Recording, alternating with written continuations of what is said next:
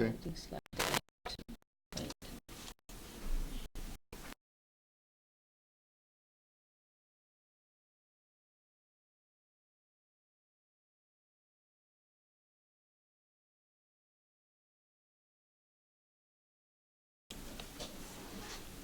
Did we get our email from here for this exchange of the sea? What is this? You'd have to sign in as yourself, Yeah,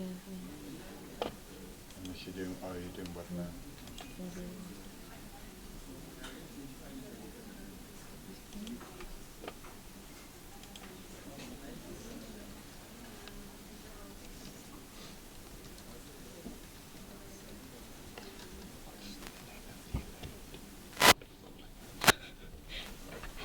Also had so many. I feel I ought to know what Yeah, group that's a people. good thing to know. That'll be on the holding slide. Yes, if we can get the holding slide now. I have it printed, Bob.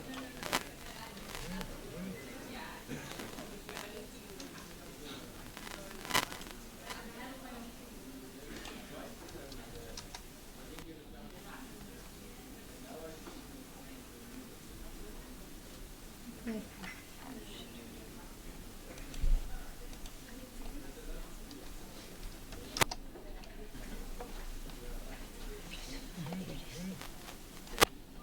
Quick request. When you do your welcome, could you also talk them through the basic logistics housekeeping? Okay, so that's basically just, If there's a fire alarm, then it's not, go as- out. okay. Don't use the lifts to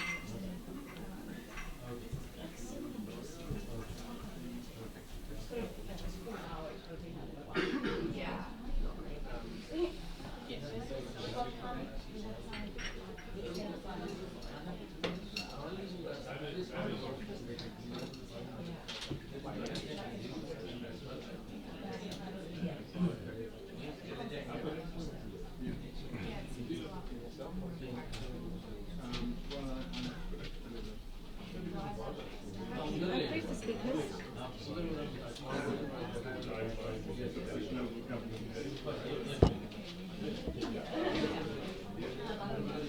Joanna, will you be speaking? Is it somebody who will be taking pictures?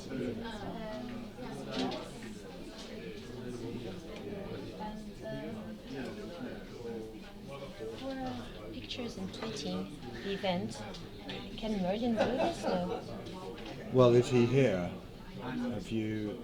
I mean, he would. If you asked him, he came down. But I asked him to tweet, but not to be okay, here. does that have a hashtag? It has the hashtags of the London Week, but So it's not got a this event's not got a special No. hashtag. Okay, that's what they've got. Okay.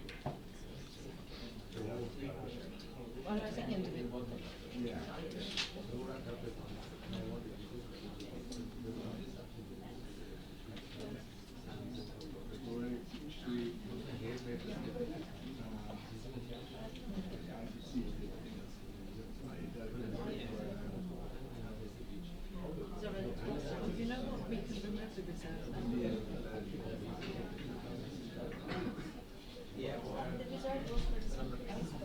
Okay, they should be here. A number of them are late. It just looks empty in the front row. Okay.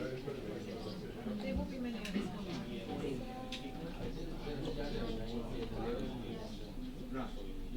Should we start? Okay.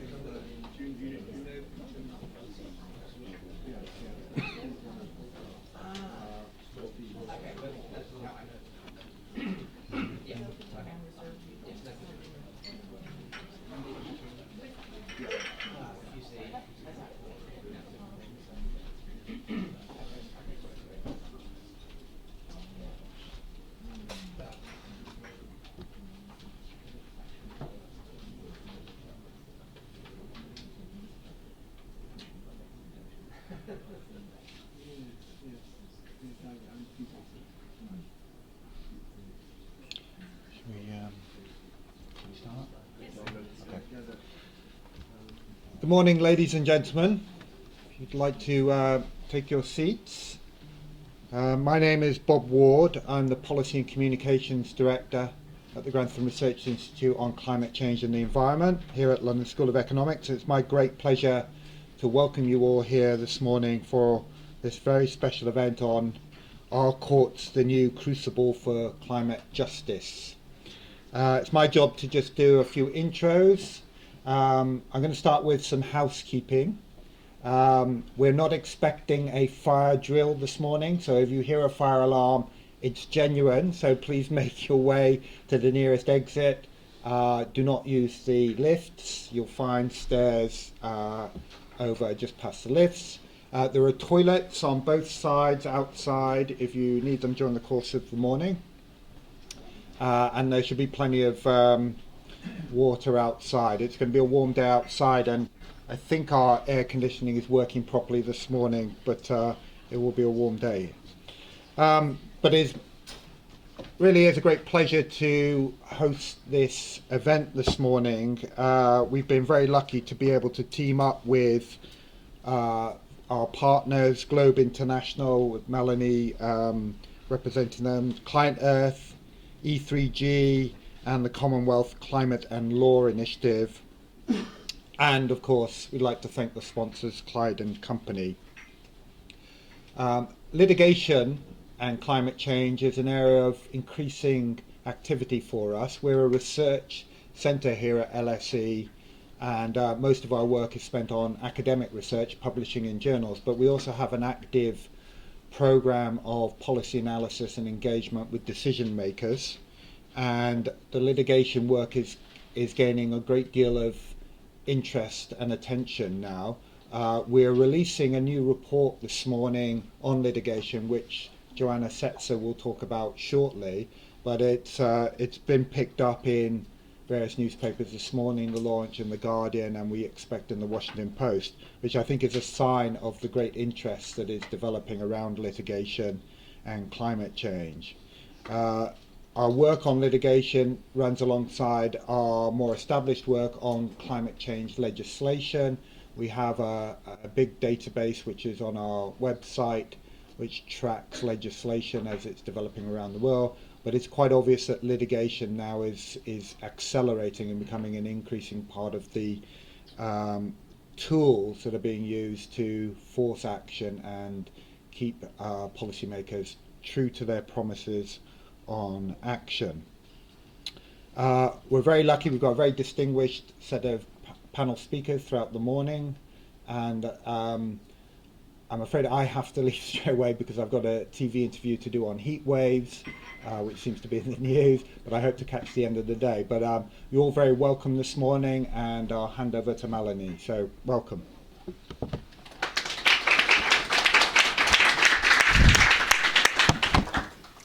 Thank you so much, Bob. And so sorry you have to run off. There's so much happening this week itself, ladies and gentlemen. It's a pleasure to welcome you all to our event today, which is sponsored by Clyde & Company, and which we have had the pleasure of organising jointly with the Grantham Research Institute on climate change and the environment, and also with Climate Earth, with E3G, and the Commonwealth Climate and Law Initiative. This event takes place in the context of a unique initiative this week, London's first ever Climate Action Week, which is bringing together a range of events across many, many different sectors, 150 events in fields ranging from business, policy, diplomacy, insurance, law, culture, arts, sports, youth, etc.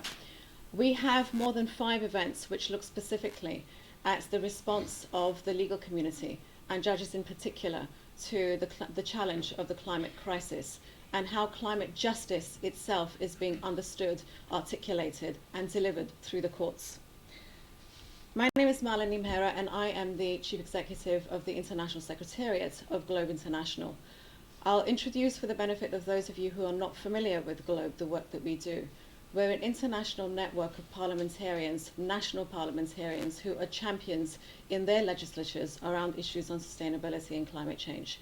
We were founded more than 25 years ago by the likes of then Senators Al Gore and John Kerry and their counterparts in the Japanese Diet, the Russian Duma, the European Parliament, before UNCED, the Rio Earth Summit, because at that time, parliamentarians were not admitted into UN fora. The UN is dominated by just one pillar of government, the executive branch. And so Globe was established to provide a platform for parliamentarians to discuss these issues at intergovernmental conferences. So it's really quite ironic that lawmakers had to establish an NGO in order to participate in these discussions. So we've grown and grown since then. And when I joined 4.5 years ago, we started to look afresh at the challenges facing us. This was just before the epic year 2015, which brought, of course, together the many different agendas into one agenda, Agenda 2030, where sustainable development was the new framing concept for the work that we're doing on environmental protection, social justice. And in the lead up to 2015, I had the great pleasure of meeting an absent friend, Justice Antonio Benjamin, and devised a plan to bring legislators together with members of the judiciary. This is something that that had not happened before, and was absolutely essential, as we were seeing that globally there was an astronomical rise in legislation on climate change around the world. So when I first started working on these issues at Kyoto, a very long time ago, there were only 60 pieces of legislation around the world which could be classified as climate change legislation. Over the years, and Globe helped enumerate the growth in that, and our membership was involved very much in the design and the passage of laws on climate change. Over the years, that has grown 20-fold. So at the last count by colleagues here at the Grantham Research Institute, we are now more than 1,200 pieces of law and policy related to climate change around that world. So yes, there has been an explosion in the legal framing, the architecture of climate change laws. But it begs the question, is it working? And we will know if it's working if it actually results in implementation on the ground. And the evidence so far suggests that actually there are great deficiencies. And that for those deficiencies in different geographies and just different jurisdictions, people are appealing to the courts. They're taking their grievances to the courts.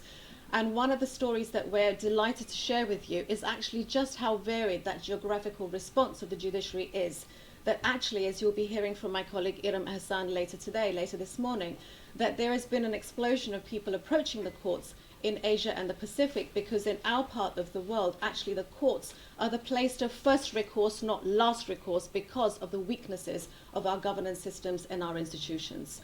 We will be sharing with you, of course, the work that GRI has compiled, and Joanna will be speaking to the reports, the latest studies enumerating the rise in court cases around the world. But I do want to pay a tribute to someone who was supposed to be on the agenda this morning. We had 3 distinguished keynote speakers. We have now the privilege of having 2 distinguished keynote speakers, because one of them is in a plane just leaving Heathrow on his way to Guinea-Bissau in Africa. We had a wonderful event, real privilege to hold this event at the Supreme Court yesterday. With Justice Antonio Benjamin Herman, with Attorney General Raquel Dodge, with Justice Mansoor Ali Shah, with James Thornton, with Ritik Datta, who's able to join us this morning, and also with Iram Hassan, who's also able to join us this morning. Antonio, I want to pay special tribute because he really has been the great visionary. He is a judge on the National High Court, Constitutional High Court in Brazil, and one of the draftees of Brazil's original forest legislation, and somebody who has been, over the years, articulating the importance of the environmental rule of law in an extremely creative, forceful, and effective manner. Antonio has been a ringleader for so many of us who have been working with the judiciary, and it really, you can't start the session without recognizing his influence on all of us. With that, I would like to introduce our first keynote address, which is going to be by Justice Mansoor Ali Shah from Pakistan. He is a very distinguished honorable member of Pakistan's Supreme Court. I first came to know Justice Shah in 2015. It was in one of those now we look back on them as really watershed meetings, which was held at King's College in September 2015. And Justice Shah had just had before his bench, which is now an iconic case, the Leghari case, which he will be speaking to you about. And since then, I've kind of made it my personal mission in life to let the world know about the Leghari case. So it's a personal delight for me that he is here and he is sharing this case with you. And not just the case, but the consequences of the case and the way in which, in a common law country such as Pakistan, using the fundamental rights which are there in the Constitution, an enlightened and very effective senior judge can transform the landscape for climate justice. So it's my great pleasure to welcome Justice Saeed Mansoor Ali Shah to provide the keynote this morning.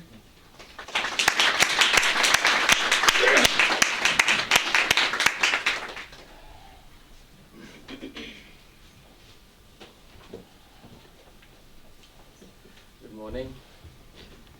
Well, I'm going to talk about the Leghari case, but before I do that, I thought I'll just give a little background to Pakistan and the constitutional kind of landscape which needs to be understood. Because the judicial engineering, the story of judicial engineering that I bring to you could have been possible only in my landscape, in the constitutional setting that I have in Pakistan. So you'll have to probably evaluate and compare it with your own landscape and see whether at all such engineering could take place in your country or not. So you can't just superimpose this concept here, so this needs to be understood. But before I do that, I just wanted a little background so that you have a sense of what Pakistan is all about. So Pakistan is a very rich biodiversity. It has a blend of beautiful landscapes. It covers forests, plateaus, deserts, and most importantly, in the south, you have a coastal region of the Arabian Sea, and you go up and you have the glaciers of the Karakoram and the Hindu Kush. So you can imagine the diversity Pakistan has. It has a population of about 220 million people, which is important. It's the 6th most populous country in the world, 8th most affected country as far as climate change is concerned. So these are important facts. It's also, I assume, before I sort of start this conversation, that climate change is for real. I mean, there's no doubt about that. So because otherwise I can't have this conversation. Having said that, this is perhaps the most important existential challenge that we face today.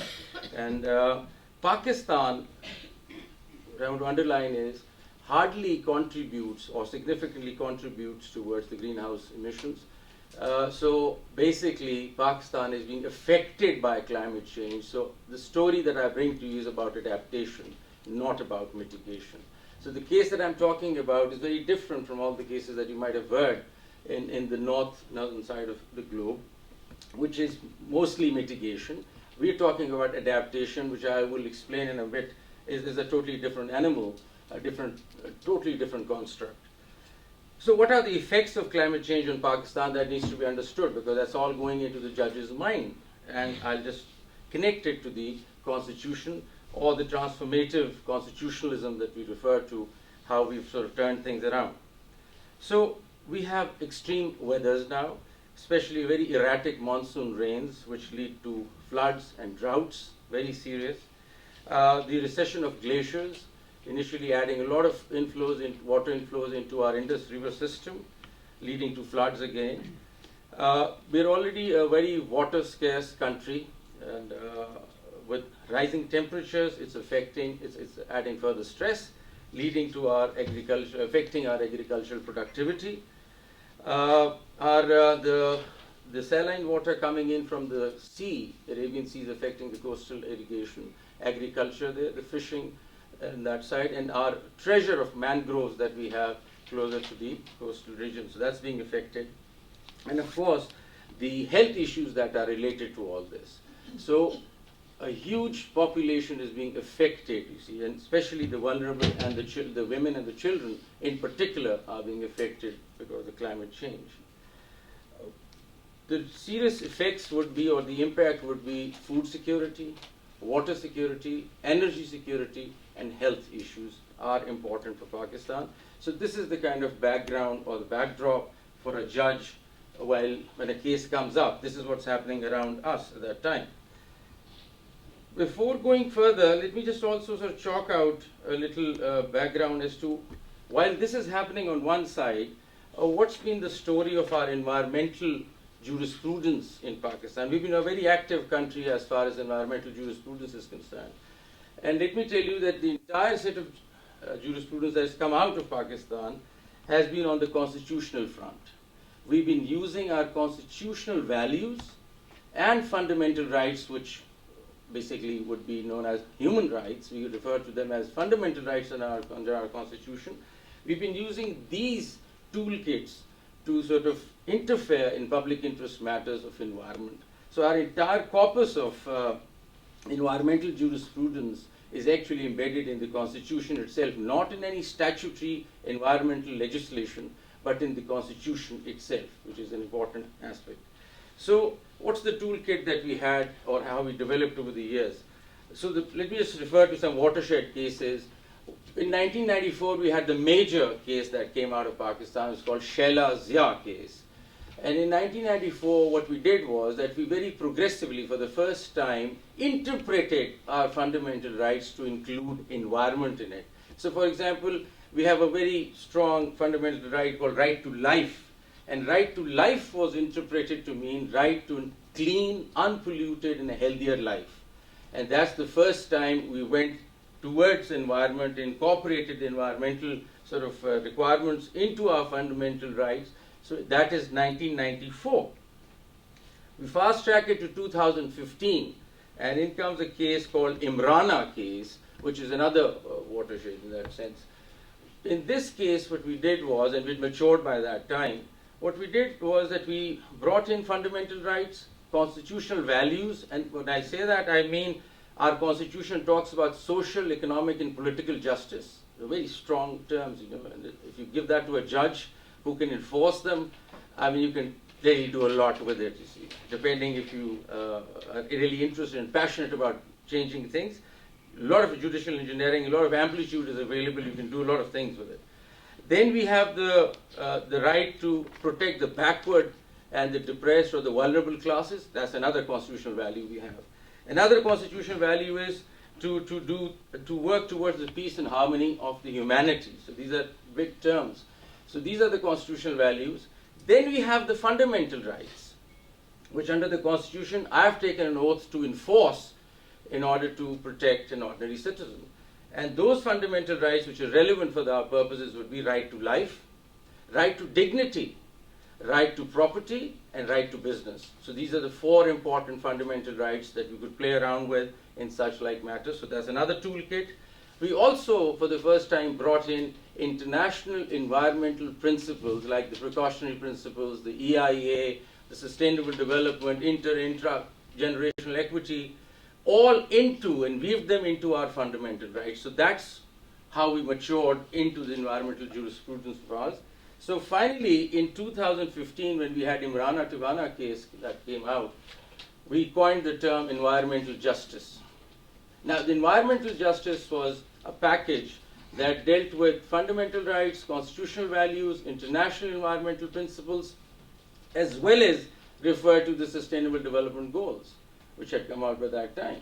So we were just relying on all of this together and somehow reading them into our fundamental rights and enforcing them for the ordinary person. So the term environmental justice came out at that time. We also flagged it that this particular environmental justice is slightly different from regular adjudication and justice that we refer to. And the difference would be this is inquisitorial in nature. We are common law set up and we have an adversarial structure.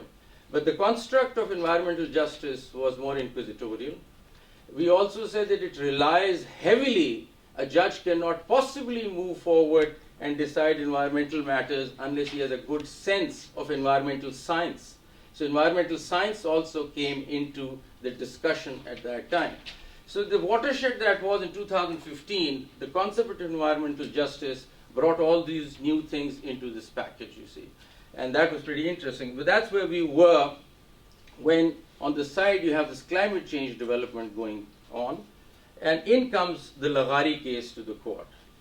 So while sitting as a judge myself at that time, we had all this environmental justice jurisprudence till that time, till we were hit by Laghari case. Now a little about Laghari case.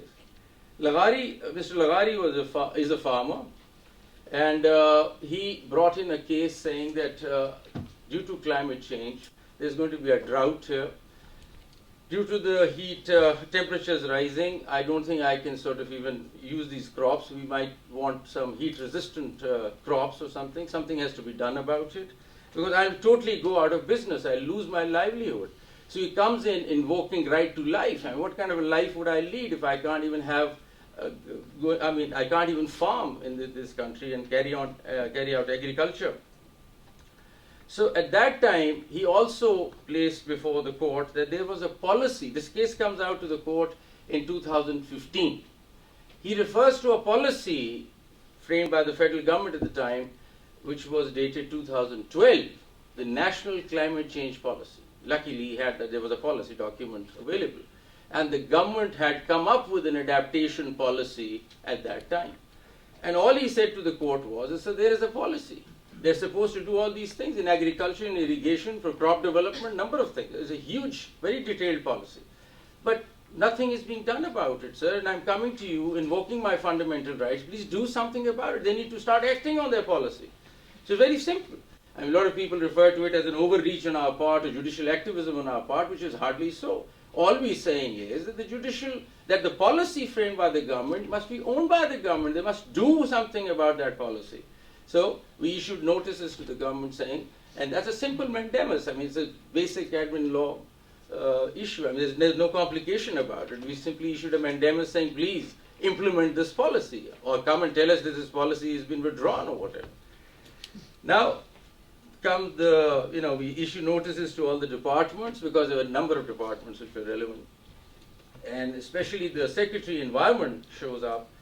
And I gather, after I questioned him in the court, we found out that he had no idea what climate change is all about.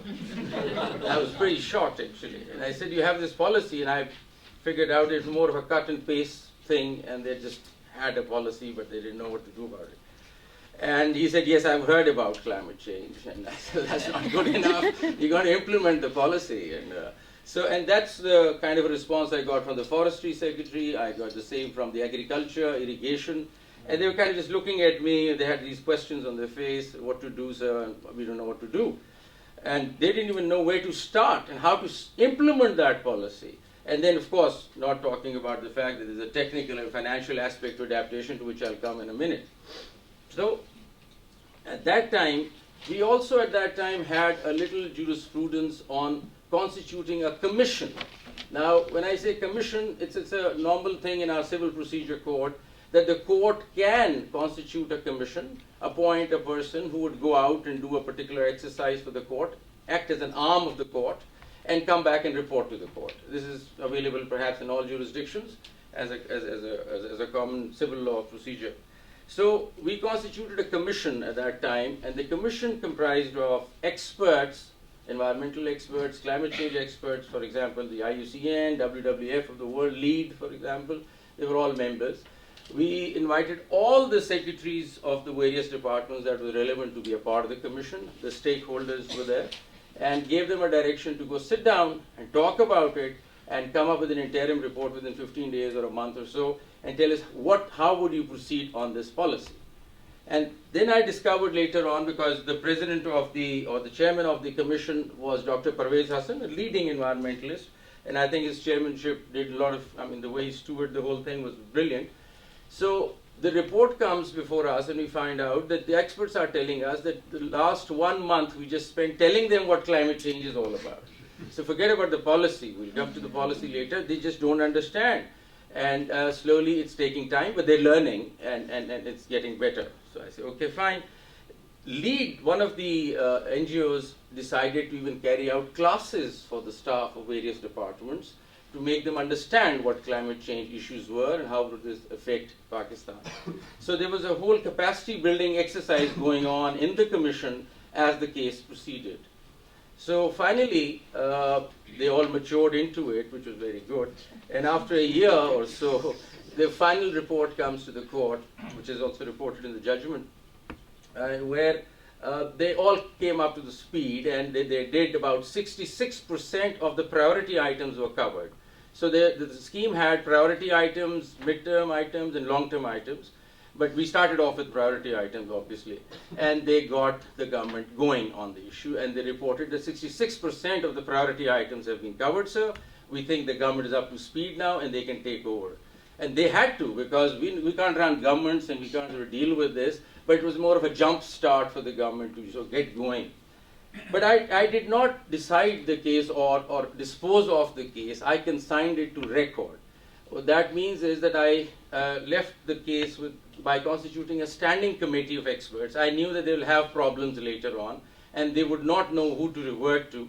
So they can make an application to the court or to the standing committee that we just stuck here, what do we do next? And if they want some support from the court, the case gets revived, and they can get a continuing mandamus kind of a system where they could get a rolling review or get another order if they want. So that's where we left it, but things started moving, you see, for the first time, and most of the universities got involved in the crop development, and there was a whole buzz. And during this process, they also legislated the Climate Change Act of Pakistan for the first time, 2017. I think the whole thing led that to that legislation, which is now on statute books also. So a number of interesting things happened during this case. It wasn't just a case. Number of things happened. People learned about it. There was a capacity building. Then there was legislation. During the process, the question of finance also came up. Adaptation is not possible without financial support. So an application was moved by the party saying that we need to see if they have a budget for all this. We're doing all this. If there's no budget, this is not going to happen. So we asked the finance department, what are you going to do about it? And then they really came forward and said that we've allocated a certain budget for all this.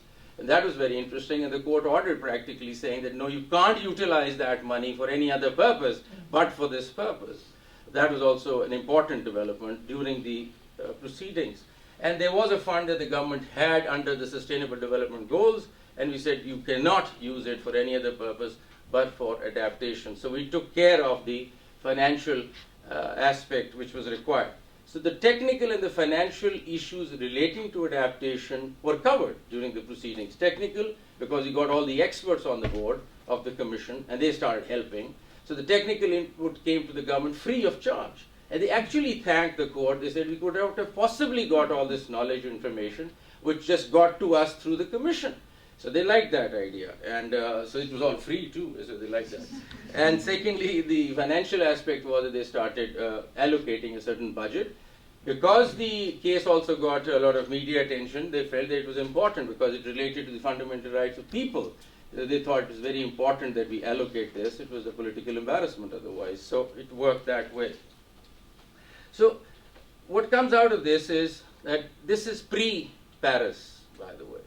And then Paris comes in, and another case has now come to court in the Lahore High Court, and Justice Jawad Hassan, a young judge who's dealing with this matter, would be something like a follow-up on this. In this, they're saying that the coal power plant being set up in Pakistan should be stopped, and that cannot go on. Because Pakistan being a party to Paris Agreement, and having sent in their intended national determined contributions, the INDCs were for alternative renewable energy, and in that, this doesn't figure anywhere. So Paris Agreement itself is being used as a document or as a principle to stall the setting up of a coal plant, which now is in addition to the fundamental rights, in addition to the constitutional values, in addition to the SDGs, Paris Agreement becomes yet another ground or a principle on which to stall the development of. The judgment hasn't yet come out, the case is still proceeding, but I think it's absolutely important. It's known as the Maria Khan case, which is, I think one needs to keep an eye on this, is very important, because the Paris Agreement becomes part and parcel of a domestic legislation or domestic principle on which you can stand and stop a particular project, which I think is amazing. Great judicial engineering if that sort of goes that direction. If it comes to me in the Supreme Court, I'll probably certainly turn it around that way, but it's not before me, it's in the High Court. But I think it'll be wonderful to use these international documents and international agreements and make them, part of your fundamental rights as principles on which to stand, so that could be done. So what do we take out of, or what do we take from Laghari? One, which is different from the litigation that you see around the world. Number one is that it is deals with adaptation. That's very important. Now, adaptation is different from mitigation because it's very easy in mitigation to direct a polluter or a company to reduce emissions. There's somebody you can direct to do a particular thing. In adaptation, the polluter is not in the country. There is no polluter. You don't have anybody around. You just, you're suffering from what is happening around. So there are multi-sectoral issues that you deal with, and the construct is nothing to do with the way you were doing environmental cases earlier, where there was a polluter and you're using your international principles and stopping somebody. Here you have to deal with agriculture, forestry, building regulations, urban development, whatnot. I mean, all those sectors need to come together to provide some sort of adaptive facilities to curb or deal with climate change. So this needs to be understood that this is a totally new animal. The adaptive, we call it the adaptive jurisprudence now ourselves. This is interesting. But before that, let me also say, which I forgot to mention, that Laghari case then coined another term, because while we were in environmental justice as far as the Imrana Tivana case was concerned, we moved on to another term called climate justice in Laghari case, because we thought these were important watersheds and we need to start identifying that we're looking at the problem differently. So we have climate justice come out of Imrana Tivana, and a variant of it, because water is absolutely essential as far as Pakistan is concerned. There can't be a more important or more serious a risk to Pakistan than water scarcity, and it's directly connected to climate change. So we also, as a variant of climate justice, water justice is a term coined in the judgment also. So now we have environmental justice, moving on to climate justice, and a little variant of water justice, which is there, and an avalanche of cases have come after that where people start dealing with these principles. And a number of cases, but I've just referred to Maria Khan, which I find personally very interesting because it's post-Paris, and maybe Paris could become yet another document. So having said about the adaptive jurisprudence, the next thing that's important to refer to is that we also refer to this entire exercise as collaborative justice or collaborative jurisprudence, because we could not have proceeded in Lagari had there been no commission. I mean, I could not have sat in the court. I have about 4 or 5 hours for hearing. I could not have possibly had all these discussion, multi-sectoral discussion with all sorts of departments and make them understand what climate change is all about in the court. So I think this commission route that we took was wonderful, where all of them got together. There's been no appeal against this order or judgment because they cannot be. They all agreed to this arrangement. So I really sort of got the government in. So, I mean, they can't sort of file an appeal against that decision because they agreed to the recommendations coming out in the commission. So, a very collaborative effort where they thanked us also and they agreed. So, finally, they sign off the recommendation saying that we are doing this and we agree to this. So, there is no appellate structure then, and that is the final stage also, which is very interesting as far as the commission is concerned. We've also, now started referring to it as the planetary jurisprudence in a way because you're dealing with the planet here. It's all about the planet. It's nothing to do with a particular industry. It's a very big picture, a very global picture, and that's how a judge ought to start looking at all these things. We've also included, as I said, the Sustainable Development Goals as part of the literature and included that into our national kind of narrative, legal narrative. But interestingly, what future food for thought would be to look at item 16, is it the SDG, which deals with building institutions and providing justice. Because dealing with the adaptation, you need very strong institutions. And Pakistan, certainly as a developing country, was not prepared to deal with disaster. I mean, there are other issues Pakistan is facing, cannot deal, does not have the institutions to deal with the issues that would arise as a consequence of climate change. So this is perhaps a problem with all the other developing countries also. So I think we need to start, and the court also wanted somehow that the institutions could be built. And during the process, we thought that the disaster management authority that came about was a good step forward. But you need very strong institutions to deal with adaptation because it's not easy.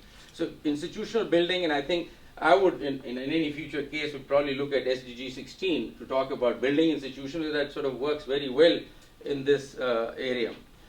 Another dimension which is important and a judge must consider and others must also think about, that climate change is not only things that we have just mentioned. There is a lot of other areas that are affected. For example, when we're talking about floods and displacement, we're talking about human trafficking. And this is recorded. You're talking about climate refugees. You're talking about the vulnerable groups being the women and the children. You're talking about forced marriages. You're talking about prostitution. So now there is a shade of criminal law that's coming into the area also as a follow-up. I mean, this is all related to adaptation or climate change. So the climate refugees are people who are being displaced. There's no place to go because there are no institutions to look after such an arrangement. They don't know what to do with these people. The country has not been structured with all these arrangements. So poor infrastructure in the country like ours adds to this problem, you see. So affects the vulnerable a lot more. So there will be a number of cases. I mean, there could be a case relating to forced marriage, which is actually a climate change case in a way. So I mean, one has to be vigilant on this. The case normally they don't say we are a climate change case. I mean, it's a case because somebody's brought a matter. But then there are a number of shades to it, and this needs to be looked at. In the end, I just want to say that now with CPEC, our arrangement with China, we see a number of big change taking place because there's going to be a lot more industry coming in from China into Pakistan, and we're worried that that might raise a lot of issues as far as climate change are concerned and these coal plants that we're talking about are Chinese, so I mean there might be more coming in. So that inflow into Pakistan of foreign investment due to BRI and the CPEC would have yet another set of climate change issues which we'll attend to as they come along.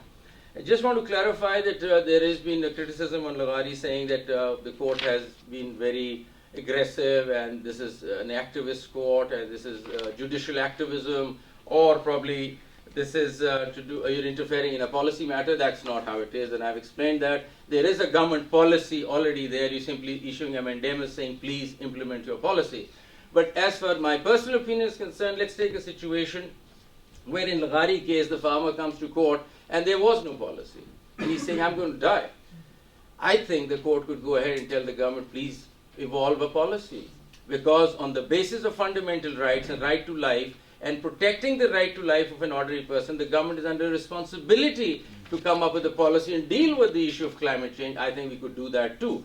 And I think the court also has the power to review the policy once the policy comes. What if the policy is an absolute joke?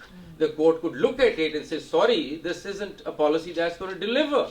So I think that too can be done. Call me an activist, but that's how I think we do that. I think that's important, and I think we should look at that.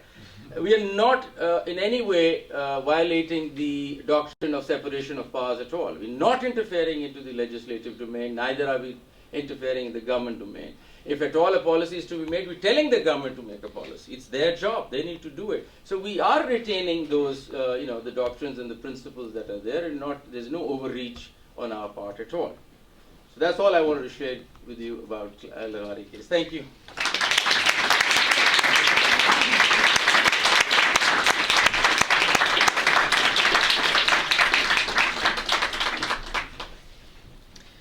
Thank you very much, Justice Shah.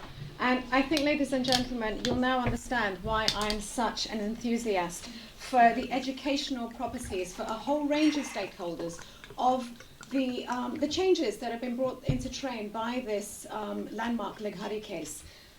It really serves as a forcing mechanism for so many other fundamental transformations of government policy, of practice on the ground. And you've introduced so many new terms into our legal vocabulary. So I've been noting just a few of them. So we started with the Imran Atibana case. You mentioned that there's evolved a new concept of environmental justice. And then what we're grappling with today, which is this multi-sectoral notion of climate justice.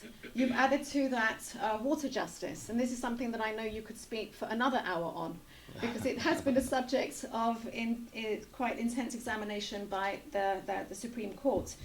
I would like to, just what Justice Shah has done has been, with my campaigning hat on, this is a really campaigning activist response to grievances which have been brought by those who are suffering the impacts of climate change.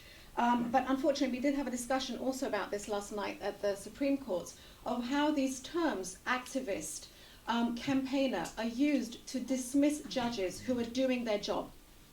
Their job is to creatively, lawfully interpret the law of the land.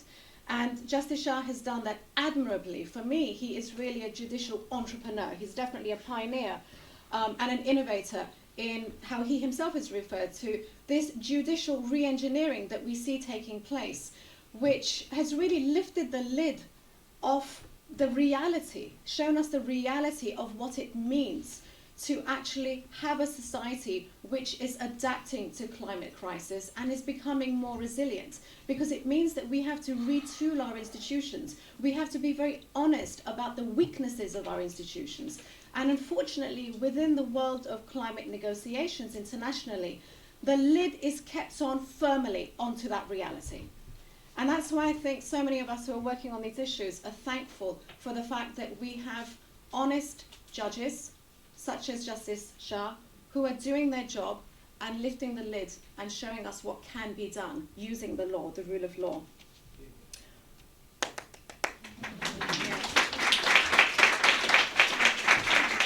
I would now invite our second keynote speaker to kindly join us, Dr. Raquel Dodge, who is the Attorney General of the Republic of Brazil. If somebody had told me a few weeks ago that for this session this morning we would be having the Attorney General of the Republic of Brazil, I would have said, pinch me now, I must be dreaming. So I'm absolutely delighted to have Dr. Dodge here, because of course Brazil is very much in the forefront of our minds as we're thinking about global environmental risk and global ecological collapse. Because Brazil for so many years, since the Earth Summit in 1992, has acted as the moral conscience of our world, of our planetary world, our planetary health. So it's a great privilege to have you speaking here today. While Dr. Dodge is just getting ready to speak, I do want to remind everybody of the fact that she is an extremely distinguished prosecutor.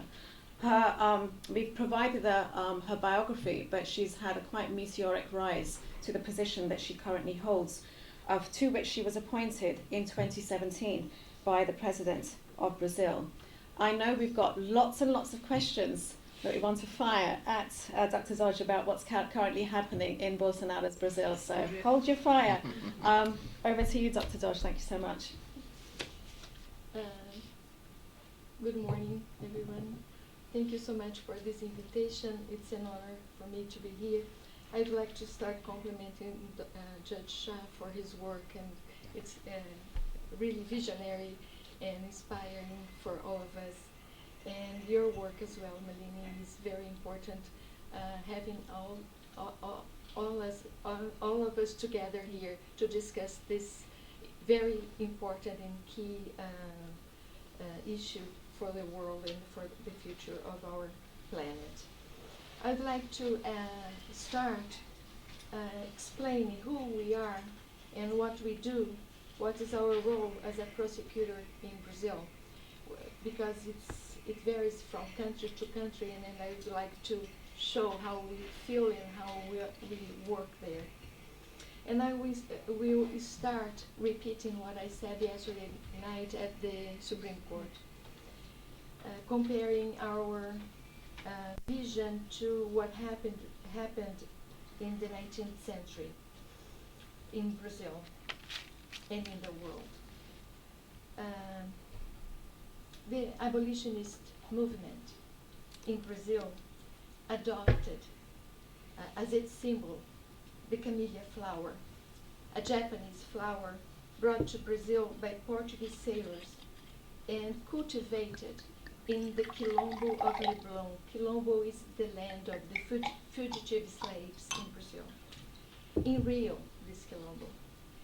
And in cultivating this rare flower of exceptional beauty, they demonstrated their ability in a field in which the Brazilian emperor, Peter II, was a specialist, despite their not having botanical training, and thus proved they had the same human dignity as the emperor.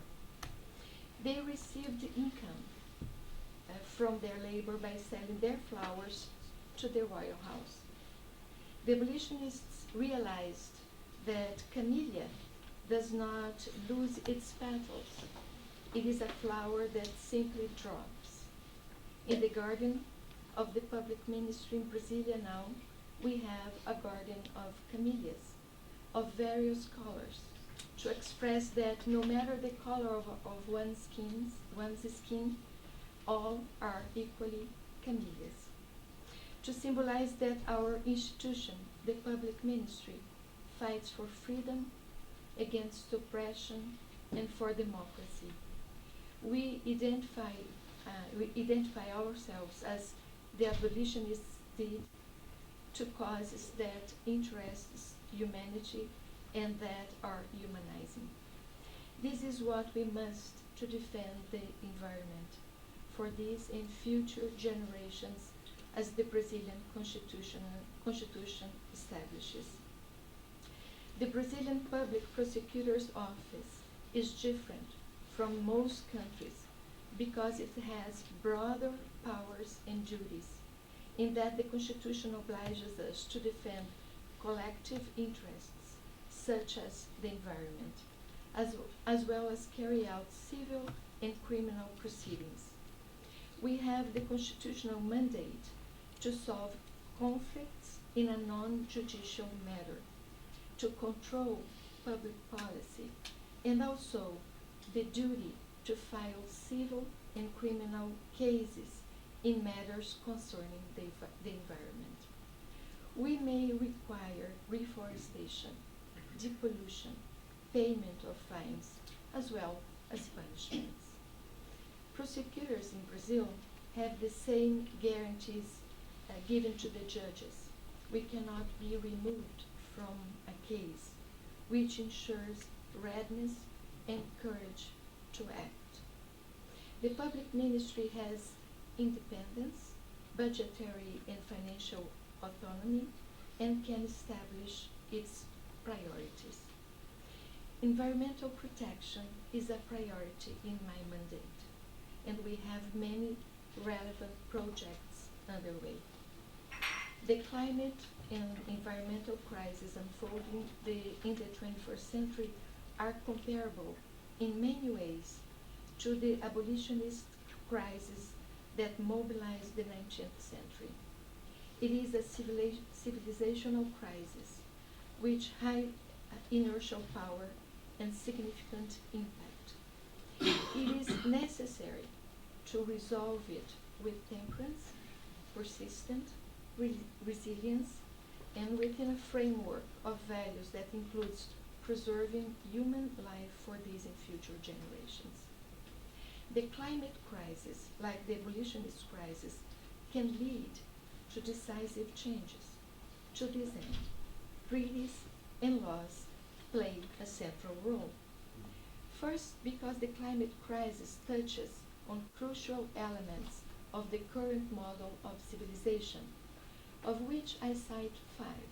First, fossil energy and exploitation of nature, like slavery in the past, sustain the economies of many countries. Second, because laws authorize the use of fossil fuel and the exploitation of nature.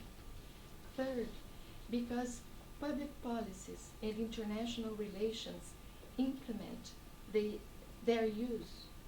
Fourth, damages have increased in their immediate impact, the number of victims, the degree of irreversibility, and the impossibility of remediation.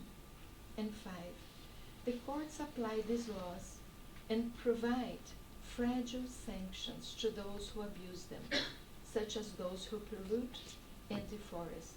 Yet, in many situations, courts fail to produce a preventive effect. I would like to add some more thoughts. One of them, very important, is that resistance to change is substantial and institutionalized in many countries, including the institutionalizations by national laws. Third, because there is little investment in prevention and in the research of new production models. Also, courts do not have the necessary legal instruments for resolving phenomena such as these in the breadth, frequency, and the importance regarding the damage they have caused. The climate crisis is increasing throughout the world. It is necessary to define innovative measures that are equal to the scope and dimension of the problem and that can prevent its expansion and solve it. No country will resolve the climate crisis acting alone or within its own borders. The climate and environmental crises are of a global scale. They propagate from one country to another, from neighboring countries to the other side of the globe. As with slavery, international cooperation is crucial in preventing and overcoming these challenges. Considering this situation, among the projects we have been working in my mandate, I would like to highlight some. First, the creation of the Global Institute of Prosecutors for the Environment, a similar initiative that the judges had created. I promoted 3 international meetings in the past year with the community of Portuguese-speaking countries in countries in Europe, America, Africa, and Asia, proposing the establishment of the Institute. 21 attorney generals and public ministry associations in defense of the environment created the Institute and granted the presidency to Brazil with the participation of Guinea-Bissau, São Tomé and Príncipe, and Peru. This institute aims to strengthen the work of public prosecutors defending the environment, assist in the internalization of international treaties, approximate national laws, and disseminate good practices through cooperation among public prosecutors in different countries. It will hold its first meeting at the end of this July in Nairobi at the UN Environment Headquarters. One of the main goals of this institute is to follow big companies that goes from one country to another, causing the same damages and escaping prosecution or punishment when we start an investigation inside a country. In South America nowadays, it's very common that mining companies escape prosecution doing that, and they move to one country to another one, and the border limits the effects of jurisdiction.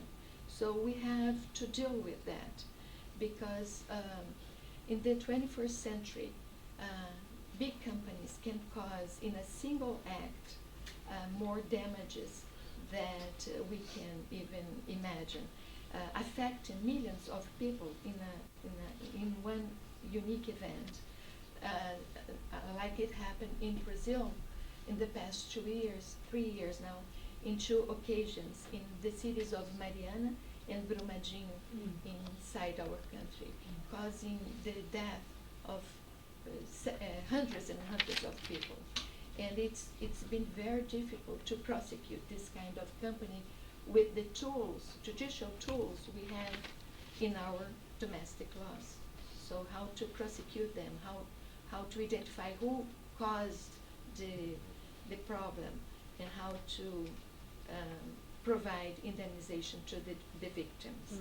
And also, what is the concept of the victims in a damage like that? So I'd like also to add that we are defending before the Supreme Court of Brazil the imprescriptibility of the environmental damage, saying that statute of limitations should not be applying to environmental damages, because we have to be sure that we could control the damages for future generations. And the third, the creation, we defend in that water is a human right, not a product or a merchandise, during the 8th World Water Forum, in order to provide national domestic laws that assure that every human being would have access to clean water inside the country. We also have 2 other important projects going on in Brazil. One is called Water for the Future project. This project protects freshwater springs in Brazil. It maps the location and the state of preservation or degradation of each spring with an image database and the register of the animal and plant species living within its surroundings. This project is building a database starting in capitals and large cities, and has helped recover reservoirs whose springs have been restored, and aims to prevent new works from destroying springs. This project is very important. Brazil is known for the amount of clean water and fresh water we have, but we have been facing a crisis of water in Brazil, inside the country, in many large cities, including Rio, Brasilia, and many other capitals. And it's been caused by the destruction of freshwater springs that provides the water for the urban population. And that's why we have been building this database and asking the mayors of the cities and the governors to keep it very updated, so we can see if a new construction, a new road, a new building will be built inside a freshwater spring. So this is for us a very important project. And another project is called the Amazonian Protege Project, Protecting Amazonia. It deals with preserving the Amazon forest, avoiding deforestation, and punishing those involved in deforestation with fines and with the obligation to reforest. Approximately 3,000 civil suits were filed in the past year using satellite imagery and information on whether those involved have a license to deforest. This is a huge project, and it's very interesting because for the first time in the country and in our judiciary, in our courts, we are using images taken from the satellites in the past decade to show the progress of deforestation in each farm and in each territory, even invaded territory in the Amazon area. And it shows how deforestation progressed throughout the decade, which is very interesting because we can prove that it was not by accident, but it was intentional deforestation. And it is providing a lot of discussion inside the country, and our project is now at the beginning, but we are also educating prosecutors and judges in comprehending how important is to use treaties, covenants, domestic laws, and also the principles that are inside the Constitution with the goal of protecting the forest and avoiding deforestation. We are using financial fines to, on a very high level, to prevent the continuing of deforestation. And we are also asking the courts to make the defendants reforest, but not in a very unspecific manner, but using the trees and the seeds from the Amazon area, so to reestablish the forest the way it was before the civil suit.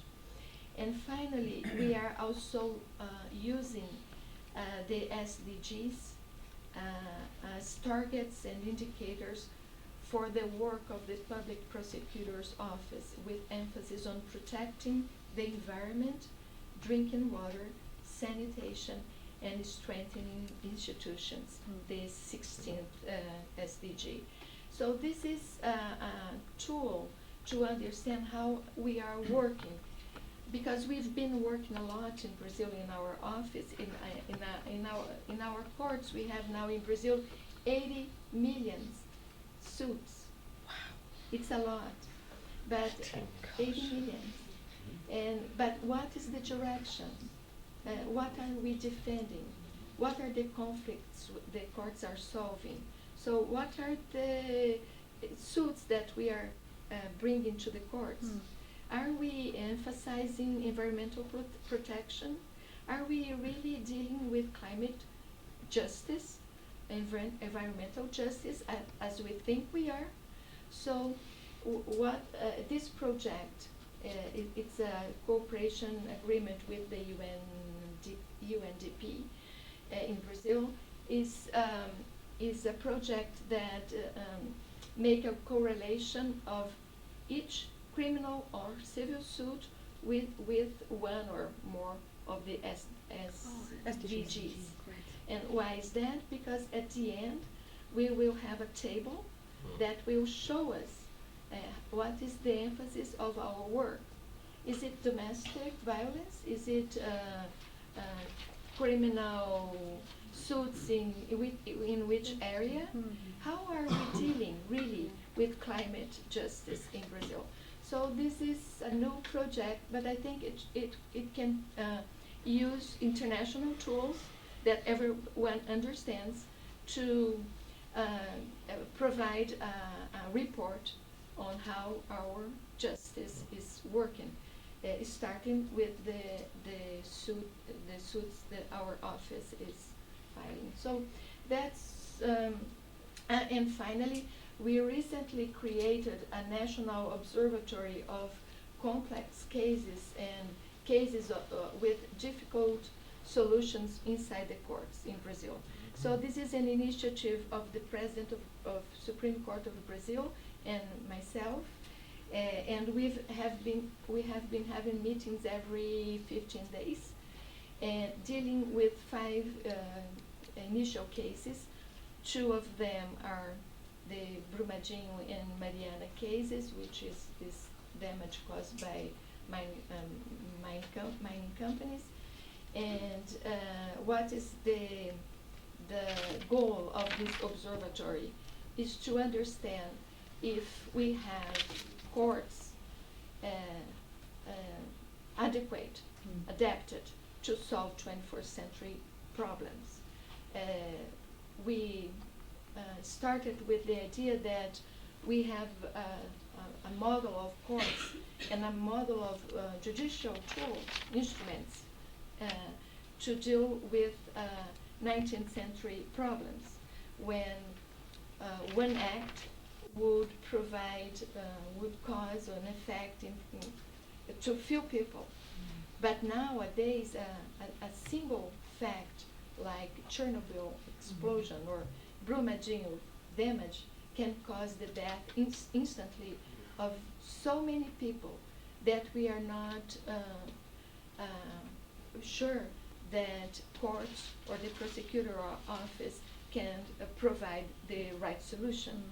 So the observatory has a critical point of view in terms of understanding how we function, how the courts can provide a solution, because if necessary, we will have to talk with the Parliament and create new instruments and new laws in order to face the modern events. So climate change is this kind of problem that it's new, it's complex, it has many causes, and we should understand if our judicial system is adapted to the new situation. So the observatory will deal with it.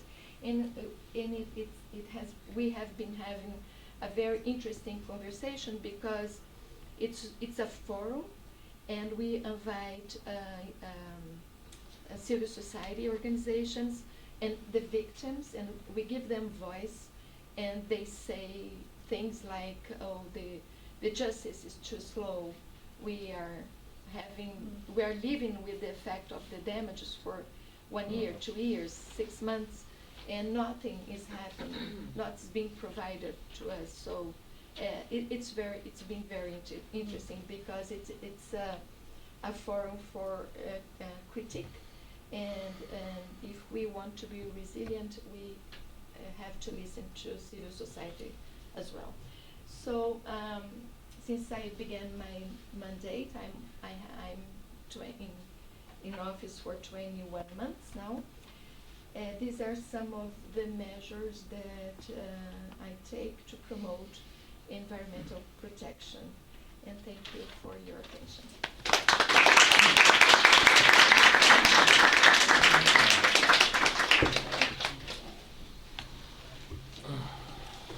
Thank you so much. I found that profoundly interesting. I actually, my mind was just, I had lots of eyes appearing when you were speaking.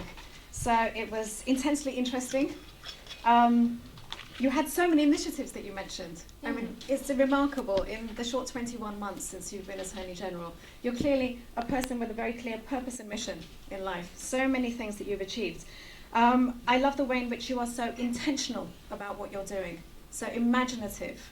And to bring in a term that you had introduced, inquisitorial frame of mind, that you interrogate where the problems are and what one can do in an innovative way to be responsive.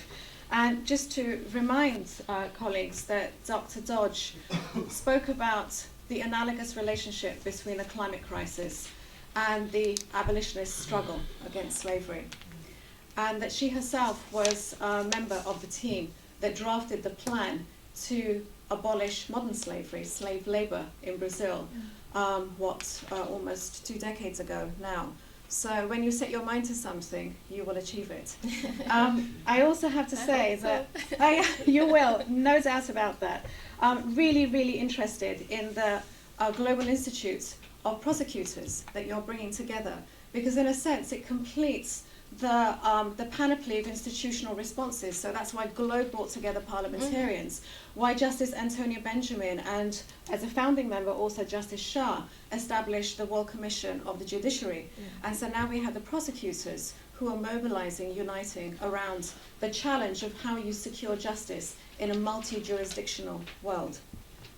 I also have to confess I have a personal interest in the Mariana and the Brumadinho dam tailings disasters, because for 8 years I served as an advisor to 3 successive chief executives of BHP Billiton. And after I left, everything went pear-shaped. So I take absolutely no responsibility, but it is quite ironic. BHP Billiton is seen as the top tier mining company.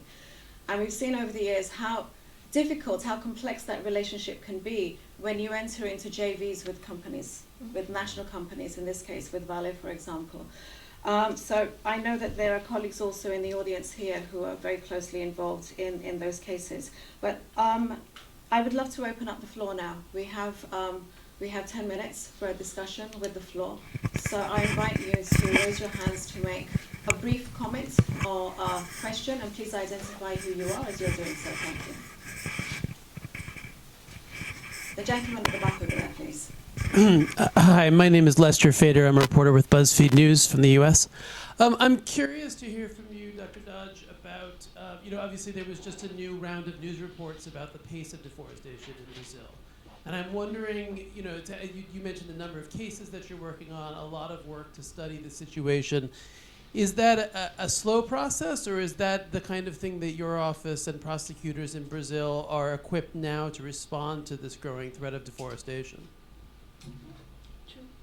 Yeah, let's take 2 or 3 questions at a go, and then we can get responses from this side.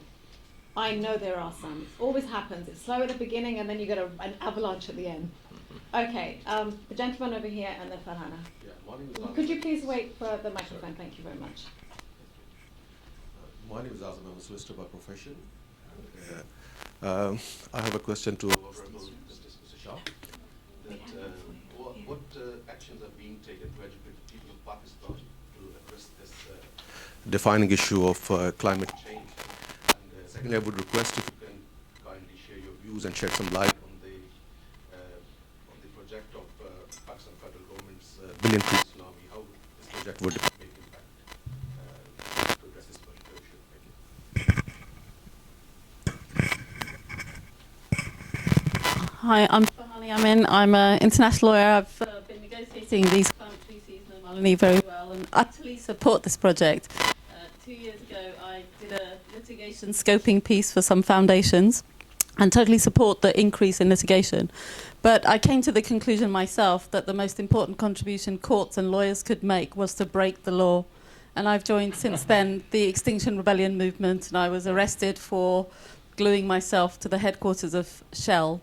So my question to you actually is really a little bit provocative, but to say and plead with the people here to tell the truth about actually how slow the judicial processes are in relation to these sorts of cases. And the most important contribution might possibly be us creating new laws, for example, to criminalise ecosystem damage, the concept of ecocide, which Polly Higgins was putting forward until her unfortunate death, which I'm going to be working on in the coming years. I think we need to understand where we are in terms of the damage that's already been caused and is already locked into the system. and to support the mass mobilization of people, especially those who are going to undertake non-violent civil disobedience. So in that respect, the duty and role of prosecutors and the courts is really key. And I would love you, Malini, to incorporate this side too into future projects. Thank you. Who would like to start? Dr. Koch? Thank you. Thank you for your question. Our Amazon project started because we recognize that the response of the courts are slow, and that we face many challenges using old methods of investigation in Brazil regarding deforestation in the Amazon area, because the forest is very large, the territory is very immense, and we don't have people, police or other kind of investigators in the whole area. So we decided to create this project using satellite images, just because it's the best tool we have to prove what is happening in the Amazon area.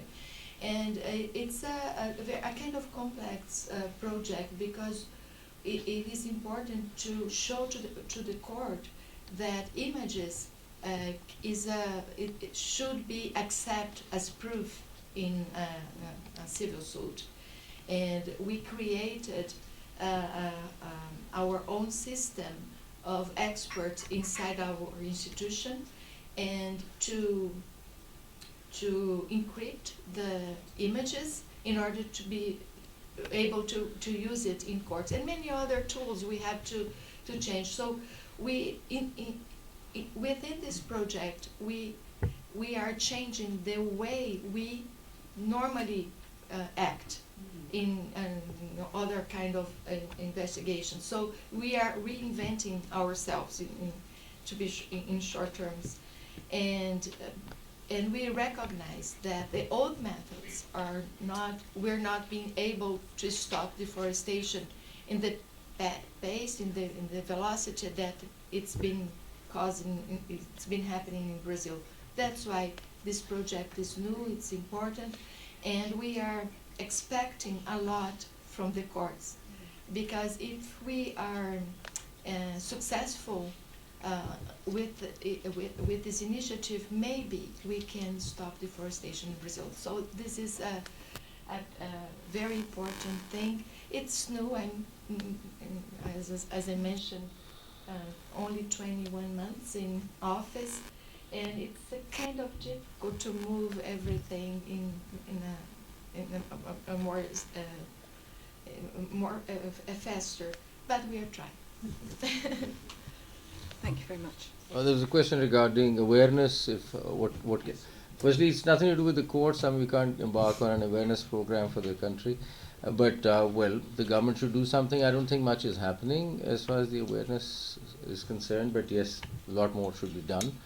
But courts might not have any role, except the fact that if you're doing that case, it gets publicity, and that's the kind of awareness that comes out with. As far as the trees tsunami is concerned, I think I'll welcome that. I don't know how many trees have been planted, but yes, I mean, who would say no to that? And that's a wonderful initiative of the government, and I fully support that. I'm not sure if what's the policy and how it's being done, but I'm very happy that it's being done. Yeah. Any responses to Farhana's question? I fully support that. I wish I was there and. I hope that all the judiciary will be kind to the people who are now standing up and taking non-violent direct action, and that when our cases come to your court, you will fully. Well, you have to protest in Pakistan then. Within my jurisdiction, I'll take care of it. Do that.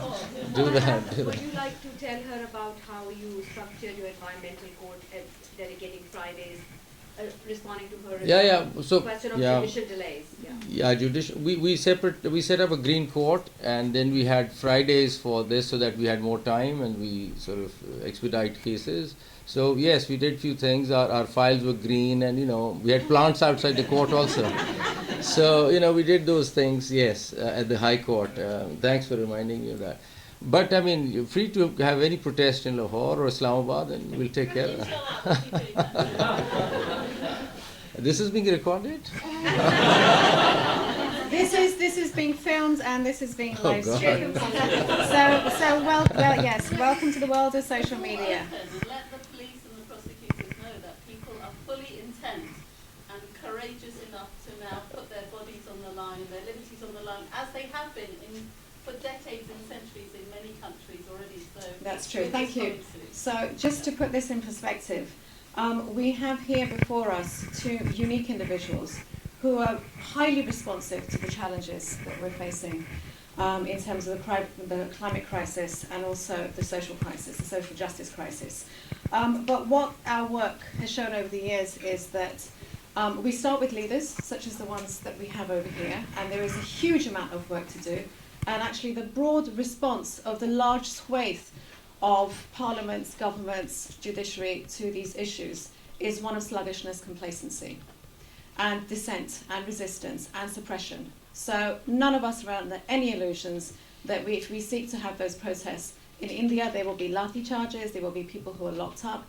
In Egypt, people will be locked up with detention. In China, they will be disappeared for years. So that is the reality of the world that we live in which political democracies are endangered species. And actually it's political repression and the closing of democratic spaces for dissent and protest, which is the reality. Which is why I think that the people that we have here on this side of the table, and so many other colleagues on the other side also, their work should be known about, their work should be celebrated, above all, their work should be supported. Because with the wrong type of politicians in charge, who have a very different agenda, actually the work can be very severely undermined.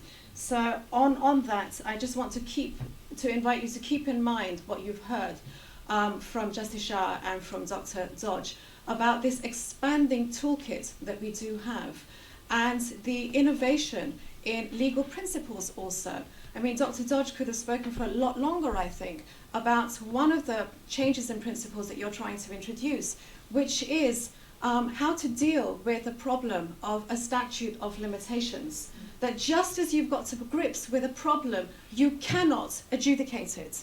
And so to move to this fundamentally radical and brilliant idea of having perpetual protection, a principle of perpetual protection, how wonderful that could be.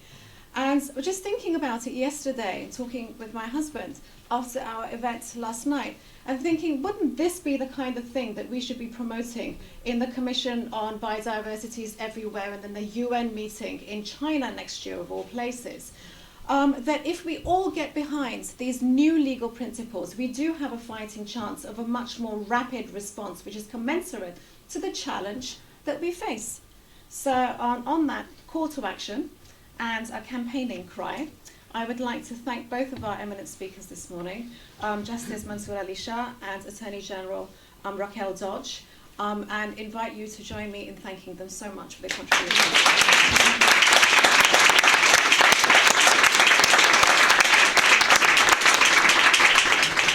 So just to do a quick time check, because unfortunately our program was online, so I'm just going to go through some of the key timings for you. It's 10:30 now. We'll take a 15-minute break.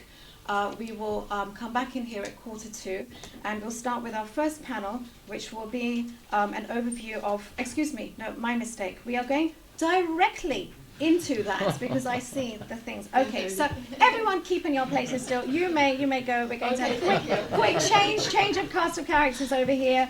We have panel 1, which is an overview of current climate litigation and future trends.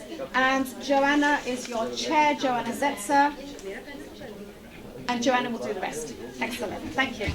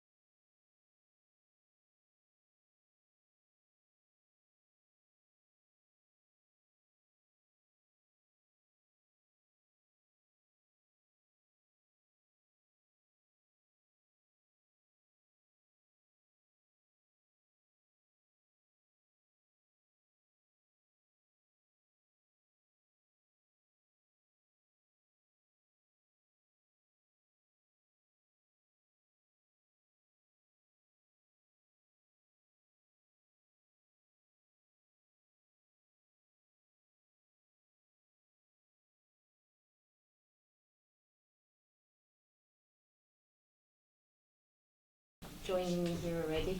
We did a good turn of leaving and starting before the break, which will be at the end of this panel, as Malini said. So, well, it's a great pleasure and an honor to co-organize this event today and to be here now in this panel to chair this really amazing group of people who are here to speak. We are also today, and I take my chair privilege to mention that we are launching this report today. This is our annual update of climate litigation. So you might already know of the previous reports that we've published, and this is the 2019 update, which is available online as from today. It has already received quite a lot of media coverage, which is wonderful because it just means that more and more people will know what is happening around the world in terms of litigation. So this is also something that we are going to cover in this panel, and many of the trends that we identify here in terms of lawsuits against governments and increasing litigation risks against corporations, also of other actors that are involved in, for example, banks. All of these issues will be covered by this panel, which is wonderful. It makes my life easy in the sense that it will illustrate everything that we write here. So I know we have now 3 panels and only half an hour to cover everything. So without further ado, I would like to introduce our first speaker, Nigel Brooke. Nigel heads Clyde & Co.'s reinsurance team, and he leads the firm's global campaign on resilience and climate change risk. I've been following their work for some time, and Nigel and his team they have been leading, setting an example of how lawyers can not only do their everyday work and respond to their clients' requests, but really go beyond and raise awareness and teach and train and help their clients understanding legal duties and potential liabilities. So it's a pleasure to have you here, Nigel, and I know you're also launching a report, which I'm looking forward to hearing more. Good. Thank you. Good morning, everyone. Yes, just briefly on that report, we've published 2 reports so far on global litigation related to climate change. Our third and deepest report, certainly the longest, is going to be published tomorrow at the end of our own climate risk and litigation conference, and it'll be available online on our website. So I'll just briefly set the scene on perhaps the more commercial litigation, because I think that we'll get a balanced panel approach with that. I'm going to focus, in the limited time available, focus first of all on cases involving historic emissions. And the highest profile cases, a lot of people in the room will be aware of, are the cases in the USA brought by municipalities and one state, Rhode Island, against the oil majors, different oil majors in each of the cases. And it's a fairly novel theory of liability. This is tort liability. And it's although there's various causes of action, the central cause of action is for product liability. So they're really taking a cue from the decisions on asbestos and tobacco and on an ingredient called MTBE that was used in gasoline in the USA for a long while. So they've established a lot of legal theories on the back of those cases, including product share theory. This is crucial, that if a number of corporations have contributed to a problem, but you can't actually attribute any particular damage to any particular company and their activities, then in some cases the US courts will simply say, based on your market share, you are going to pick up X% of the resulting damages. So the theory is the oil majors over the last 50 years extracted oil and gas, put it into the stream of commerce, where it was used, and of course its dark side that created greenhouse gases, put those into the atmosphere. The case is that each of these municipalities and the state have or are going to have suffered or will in future suffer loss as a consequence. Now, this is crucial for their legal theory. They have to show property damage or personal injury. So their damage is the costs they're going to incur in making themselves resilient, or their citizens resilient against the changing climate. For the coastal cities, this will be about sea defences as sea levels rise. In Boulder, Colorado, it'll be about changes in weather patterns and the impact that has on the city and so on. So it's an extended chain of causation, very extended. It's quite ambitious claims, much more ambitious than, for example, tobacco and so on. And a novel theory of damage as well, because it is about the costs of acclimatizing to the changing climate and trying to push those costs. Cases they've been launched in waves over the last 18 months, 2 years, and they're going to take a long, long time to get to trial. Several have already been dismissed, and in one of the cases last year in California, the judge concluded that the courts weren't the right place to adjudicate on these matters, that this was a global problem that needed a federal solution in the US context. So we may see that playing out, the role of the courts. But if any of these cases do make it to trial, then they will be intensely interesting. There's an equivalent German case, which is in its own way even more interesting because it is in Germany, not in front of ultimately a jury in the USA. And it's a Peruvian farmer, Mr. Yuga, suing RWE, one of the two biggest utilities in Germany. Same theory, or similar theory, that their emissions have caused loss, but of course in this case it really makes the global point that the damage is being incurred in Peru. There's a lake, a glacial lake, which is becoming unstable, and steps will be taken to address that.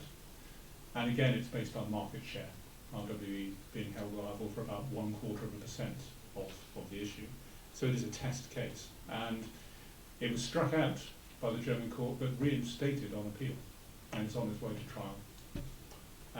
That case will also touch on attribution science, because this is a relatively new field, a subset of climate science, where you actually seek to attribute, in terms of probability, the chances that something bad either wouldn't have happened without man-made emissions over the last 150 years, or wouldn't have been so bad.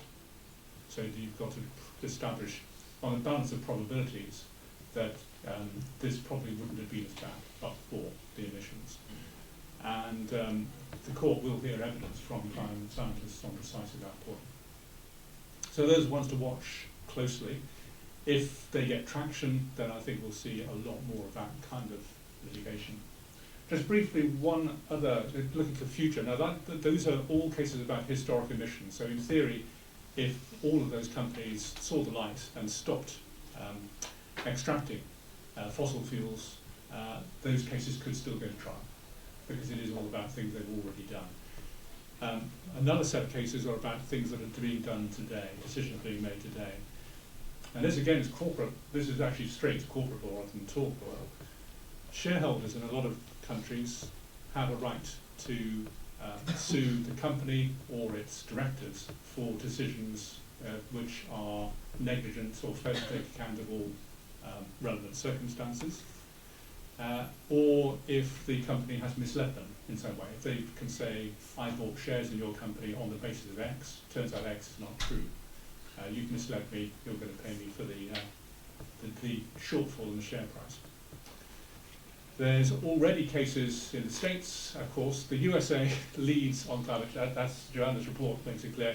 The USA dominates in terms of climate litigation. It is the most litigious country in the world. Australia, I think, punches well above its weight as well, so you can see that in the tables as well. But a lot of any kind of litigation you can typically see most of it in the USA.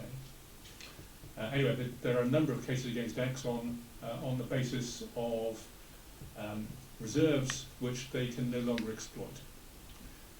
this has already happened. In 2016, Exxon conceded that certain of the reserves on their balance sheet could not be extracted and on a profitable basis.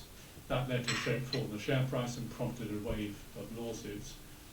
If the oil majors in the future have to acknowledge that in fact a lot more of their reserves cannot be exploited, and of course the figures suggest that perhaps 2/3 of their reserves have to stay in the ground if we're to maintain 1.5 degrees. So over time, maybe we will see more of this acknowledgement by oil majors.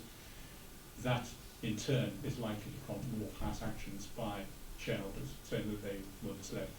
The case against Exxon specifically, and this is actually being pursued by attorneys general in New York and Massachusetts, is that they misled investors, that they actually had two sets of accounts. When they were assessing what was the margin below which reserves were not extractable, they had one set for their published accounts and another set for their own internal decision making. And that, if that were established, of course, that would be, again, a game changer. But just stepping back, all of this litigation, although it's about money, it's about shareholders, disappointed shareholders seeking compensation for their losses, it can nonetheless have an impact that if these companies and other companies, other carbon-intensive companies, see that this is a real threat, that the company itself or its directors and officers could be exposed to major lawsuits if they don't level with shareholders, or if they make decisions which are then found out.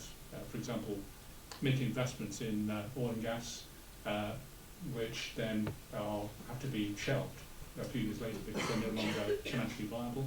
There could be consequences. So again, it could encourage the right kinds of behaviour. Thank you very much. Thank you also for keeping in time, even without having a watch to check. You spoke exactly the right amount of time.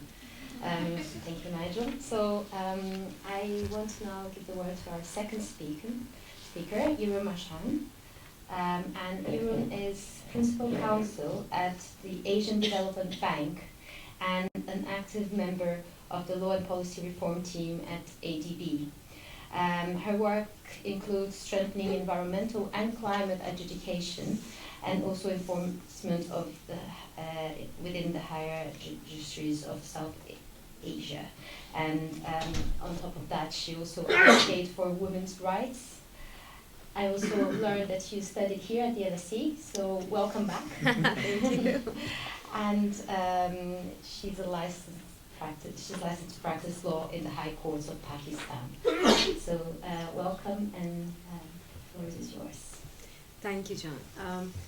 So I always, when I come to such audience, I say that one wonders that what does, I hope everybody's familiar with what Asian Development Bank is. It's a bank like World Bank, since most of the people are familiar with that. But we only concentrate on developing Asia and the Pacific, and we are based in Manila, Philippines. So one questions that what does largely infrastructure development banks have to do with training judges and prosecutors on environment and climate change? So the answer is that we all are lawyers. Sitting at ADB, we came from our respective countries having some kind of expertise and niche, and when we joined ADB, at least when I did many years ago, I did transaction work, and I made sure that I do environmental projects like sanitation and water, so because that was my heart was in that. But then we also went to the board and the president of the Asian Development Bank, and we said, listen, we are lawyers with expertise, and we can be much more than just being transaction lawyers and draft loan agreements and negotiate them with the governments. Let us, because we were an advisory department as legal department, we requested them to give us some funding to do legal projects. So we got a funding, and we developed a program called Law and Policy Reform Program, and I'm currently leading that. We have kind of 13, 14 projects. I currently deal with gender-based violence projects and climate change and environment. So we have a climate change and environmental rule of law program in which we follow bottom-up and top-down approach. Bottom-up is when we go to academics, law professors, experts, technicians, try to train them with a very, very broad perspective on climate change, and I'll just come to that perspective in a minute. And top down is we work with the Chief Justices of the Supreme Courts, because if we can excite them, then it has a trickle-down effect to the district court level as well, to work on green courts and all. And because ADB has that convening power, so we thought let's use that to collect them. So that is where we come into play. We have international expertise, we have a lot of people working with us, and we can gather them together to bring that expertise to our countries. We are a multilateral bank, so we have many nationalities in the bank, so we also kind of leverage on that expertise on domestic laws and all. So we were in the right place and a right position. All we had to do was motivate our bank, and we did that, and we're working. The first aspect of what we do is strengthening the capacity of the courts, of the judges in Asia and Pacific, and we have done that through customized training programs, national training programs. In Sri Lanka, we established a training center. In Bhutan, we did customized national training, Malaysia training, Indonesia training, Pakistan training. We've managed to train almost around 3,000 judges in Asia. We have helped judiciaries establishing 6 courts in 6 different countries on focusing on environment and climate change. And when we say establishing a court, it means we help them drafting the court procedures, rule of evidence, how a judge should actually start hearing a case till the end. So all procedures, so expert courts. We have also, the second pillar is enhancing access to justice through these courts. First was training. The third pillar is then publishing knowledge products. So over the years, we have established expertise as well as through these judges. We have so much knowledge. So we publish small reports on and off. We've done quite a lot of reports by now. And then we have also tried to connect Asia and Pacific with the rest of the world, because they are really, really working in silos. We have global jurisprudence that Sabine and Grantham has been sharing. Asia and Pacific was kind of disconnected. We see some work by GRI, by Sabine on Asia Pacific, but we were strategically in a good position to bring more. And now we are finally, after 10 years of working, we are putting together books/series of working papers on climate litigation in Asia and Pacific. We have defined climate litigation broader than earlier definitions. In Asia and Pacific, you would hardly see a case that would say this is a climate change case or I'm a climate change case. It would, the judges have to have climate lens to be able to identify that this has a potential of climate damage. So and that is the lens that we are trying to provide. And I just want to quickly jump into, and we have established Asian Judges Network on Environment. This was a demand from the judges that we do not have any network where we can talk to like-minded judges. I will leave some brochures outside for you to see what's the depth of this network. And I think I saw this network started working when I saw a judge from India and Pakistan sitting on a table and exchanging notes and exchanging passwords, literally, because they could not access each other's jurisprudence because of tensions between these two countries. So this network has really brought the judges out of their silos and connected them together, because in these countries, there's such major issues like security, food, water, that climate goes at a back burner. So the judges who are trying to do that work are condemned as anti-development judges. Oh, these are some international agenda behind them. So we really needed to give them motivation by bringing them together. Now, what kind of training are we providing? It's not just climate science or technology, because that's everywhere available. We try to give them a very, very broader perspective, like what are the social elements, what are the economic rationale, because if they're called anti-development, they should be able to rationalize economically their decisions. We give them technical, scientific, human elements. So just for example, it's very simple, but we do not connect the dots at how climate change is disproportionately affecting vulnerable people. And judges need to know that, because when they decide the cases, they need to know that their decision is impacting which segment of society and how. So when I say vulnerable people, I mean indigenous people. For instance, biogases are one of the solutions for mitigating climate change risks. But biofuels then lead to land usurpation, and in Colombia, I guess, is highly indigenously displaced people, because their land was taken away by biofuel grower mafia. So even the solution has human rights violations, which judges need to know about. Then in this vulnerable group, there are children. malaria, health issues, post-climate disasters, children are much more vulnerable than elders. But do we really consult them when we come up with policies? They're going to live longer, they're going to suffer longer, and they are suffering more. But we totally tend to ignore that part of the society. Then elderly people and differently abled people. Imagine a flood warning going on. Can a wheelchair bound person navigate the way a normal person? They are already vulnerable, and we push them into more vulnerability because of these climate change, but we do not have inclusive policies, and we need to shift the policy debate from science to people-centric, because it's very, and that's what we're trying to give the vision to judges and prosecutors when we train them. And then lastly, in this group falls women and girls. So, girls and women normally are responsible in Asia Pacific, also rest of the world, for mostly doing household chores. In Asia and Pacific, and particularly, they travel long distances to collect drinking water over their heads, big pails of water. So the longer they travel, the less time they have for their home chores or to attend school. So we're really, really affecting their education. Now, what happens when they travel longer distances and less time for home chores? They come back and they cannot produce round chapatis for their husbands, so they get beaten up. Domestic violence has increased in Vanuatu just after 2 typhoons, 3 times more domestic violence. But we do not connect dots. Then in post-disaster situations, women are trafficking. There's this trafficking issue. There is sexual violence issues.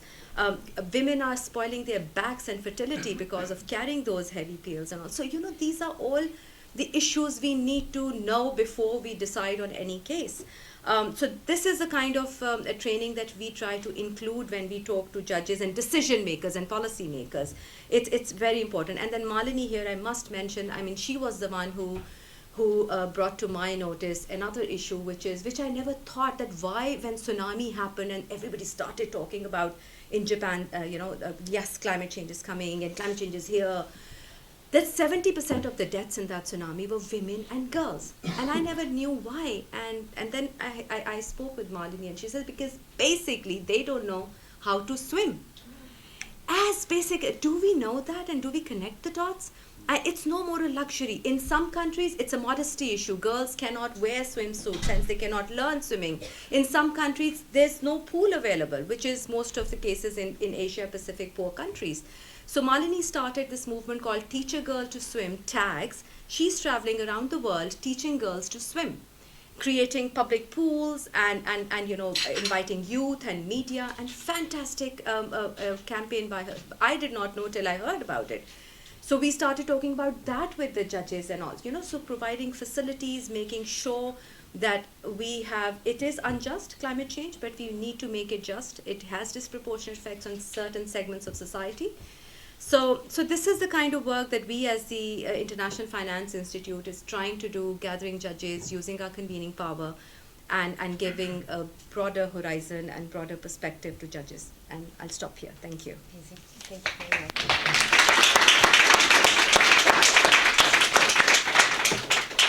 Thank you so much, Jeroen. It's fascinating the work that you've been doing, and as you said, how important it is to connect these dots. And not only you're connecting the dots, and so many social scientists are doing, but you're bringing this connection to the judges. And so this is really such an important work that you do.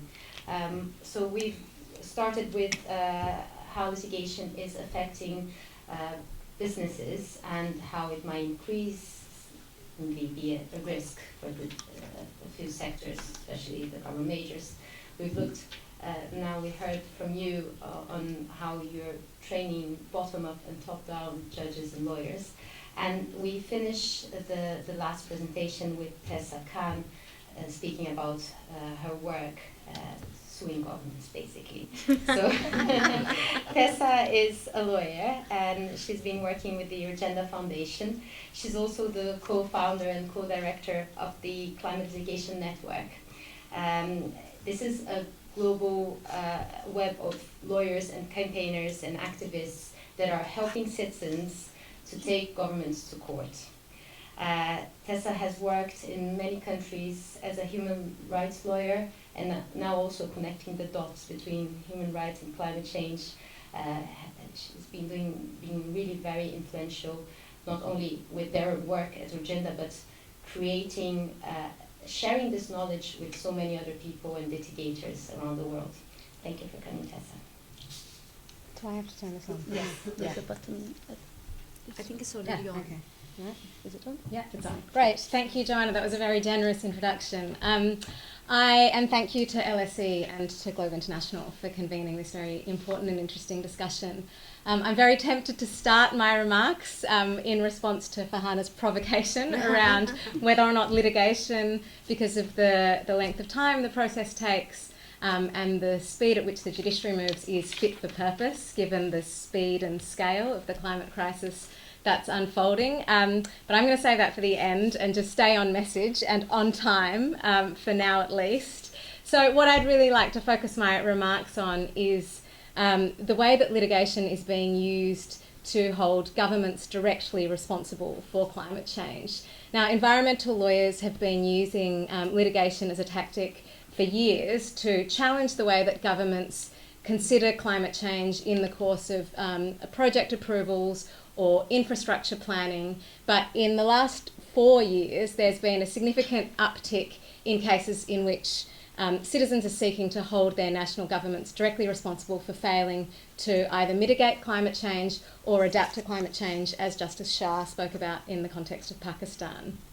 The most, I guess, high-profile example of this is the case that my colleagues at the Agenda Foundation brought against the Dutch government. I'm sure many of you have heard about it already, so I won't spend too much time rehashing it. But the, I guess, most important legal precedent that it set was that in 2015, the District Court of The Hague found that the Dutch government owed a duty to Dutch citizens to protect them from the foreseeable harms associated with climate change, and that meant that the government had to significantly reduce the Netherlands' greenhouse gas emissions by 2020, specifically by 25% compared to 1990 levels, which was a significant increase on the trajectory compared to the trajectory that the government was on at the time. So that was it was the first time a court has ordered a government to reduce its emissions. It was an incredibly significant legal precedent. But just as importantly, from my perspective, it was completely transformative in terms of the political impact that it had on climate policy making in the Netherlands. So within the last 4 years since the initial decision was delivered, the Dutch government has already the Dutch Parliament has decided to phase out all coal-fired power, including shutting down 3 coal-fired power plants that were only brought online in 2015. The Dutch Parliament has passed a new Climate Change Act, which includes an emissions reduction target for 2030, which is among the most progressive of any EU country. It's a 49% reduction compared to 1990 levels.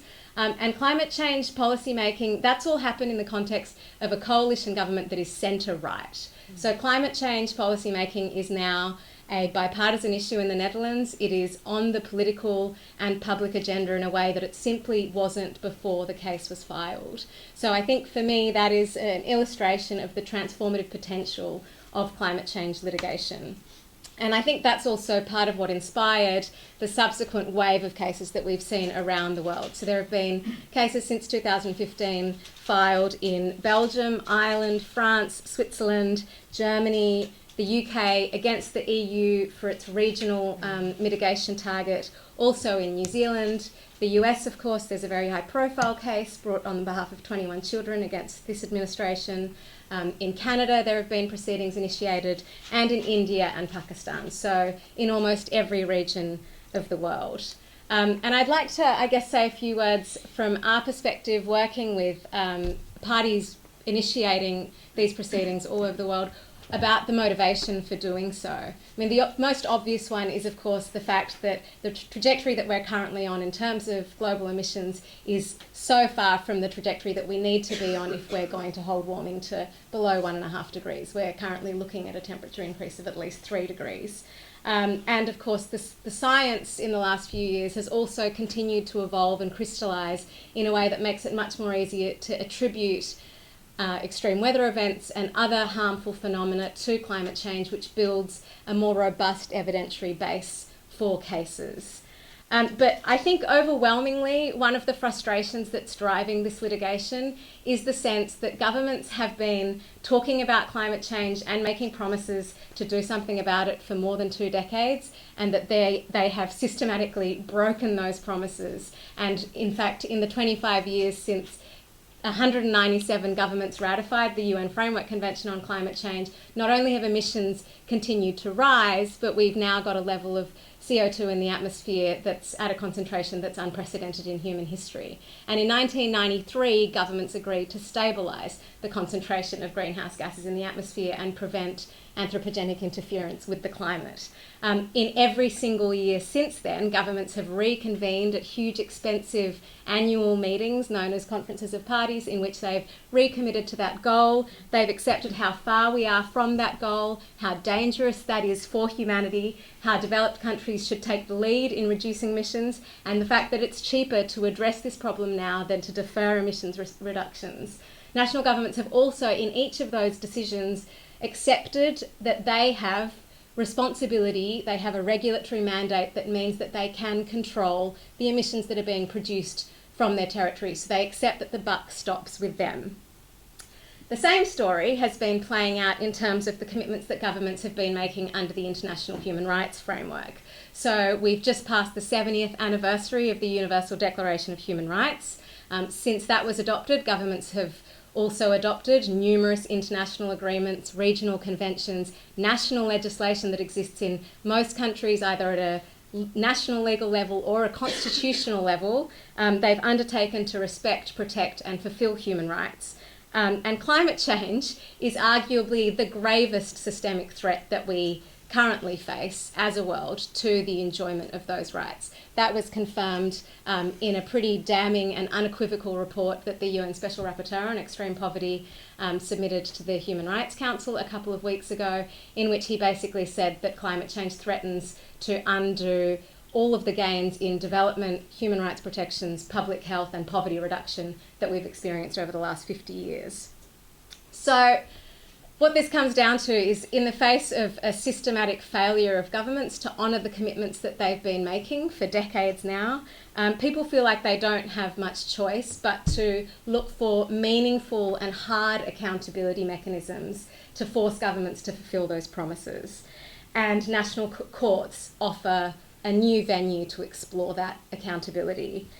The other reason that people turn to courts for litigation, and this goes, I think, some way to addressing the question of whether or not we have to wait for 3 years or 5 years or 10 years for a favourable judgment, and whether or not that's good enough given the scale of this crisis, is that litigation, the process of litigation, actually offers strategic advantages that come before you get a positive judgment. So litigation, for example, can shift public debates and discourse around climate change by making impacts that otherwise seem very remote real through the stories of the plaintiffs and the vulnerable communities who bring these cases.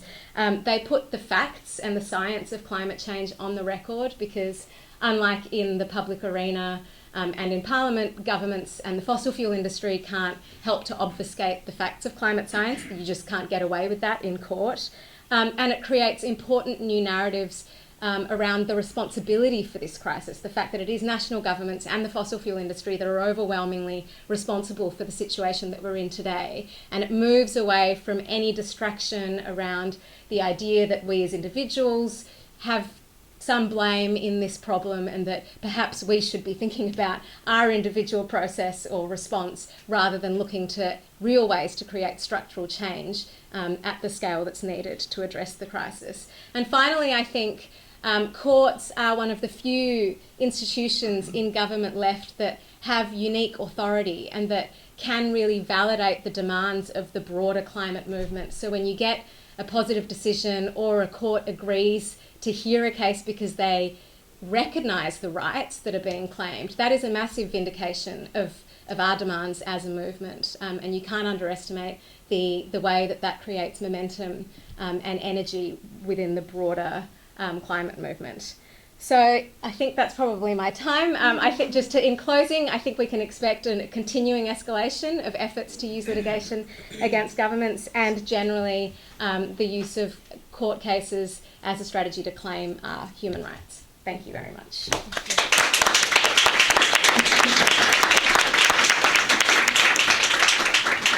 Thank you very much, Tessa. I do think you started answering Karen's comments and question. And following on that, it is something that I've been particularly interested in, and I would like to see more from the research side. It is to understand the impact of this litigation.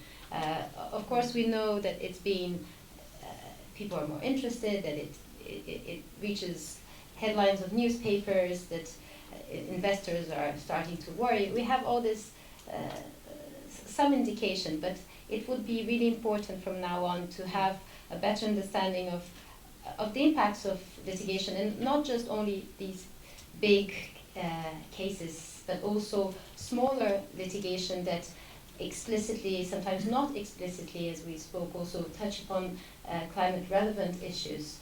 And understand what role is for the courts and what role maybe it's not for courts, and what are the dangers of bringing cases and when it might backfire. So this is something also that I'm very interested in, and I hope to see more, do more research and see more research as well. But I want to hear questions and allow you to ask and then to respond. So I see hands. Okay, we have the mic. I saw the first one here, and then the second one there, and the third here. We'll do a three and then the second round. Hi. And, please can you identify yourself, your name? Yeah, hi. Unfortunately, I wasn't able to attend the conference before this one on Pakistan. I've done quite a bit of research on supply chains going to Pakistan, India, and South America, which I think this one was about. And for the last years, everyone's talking about renewable energy, solar panels. But there's one area I want to talk about, which is northeast India, which is on the Indian side, which is Jharkhand. And then I think on the opposite side in Pakistan is Balochistan.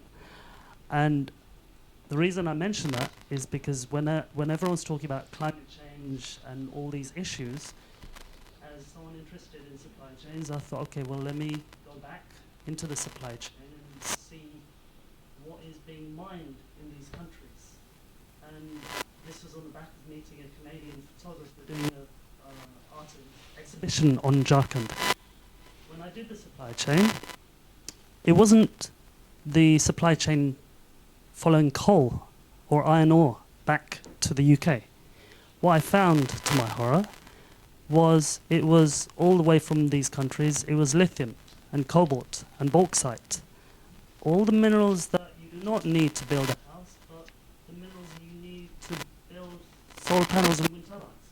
I was like, hold on a second, there's something weird going on here. And the same thing in Congolese. So my question is as I asked the same question to some MPs in the House of Lords a few weeks ago, in the same way that the climate change movement is wanting to take the government to court for negligence of duty of care for these countries or the people, my question to them was, I want to take the climate change movement to court for negligence of duty of care of all the evidence. Because where you've got coal and oil, you are also going to have all the minerals.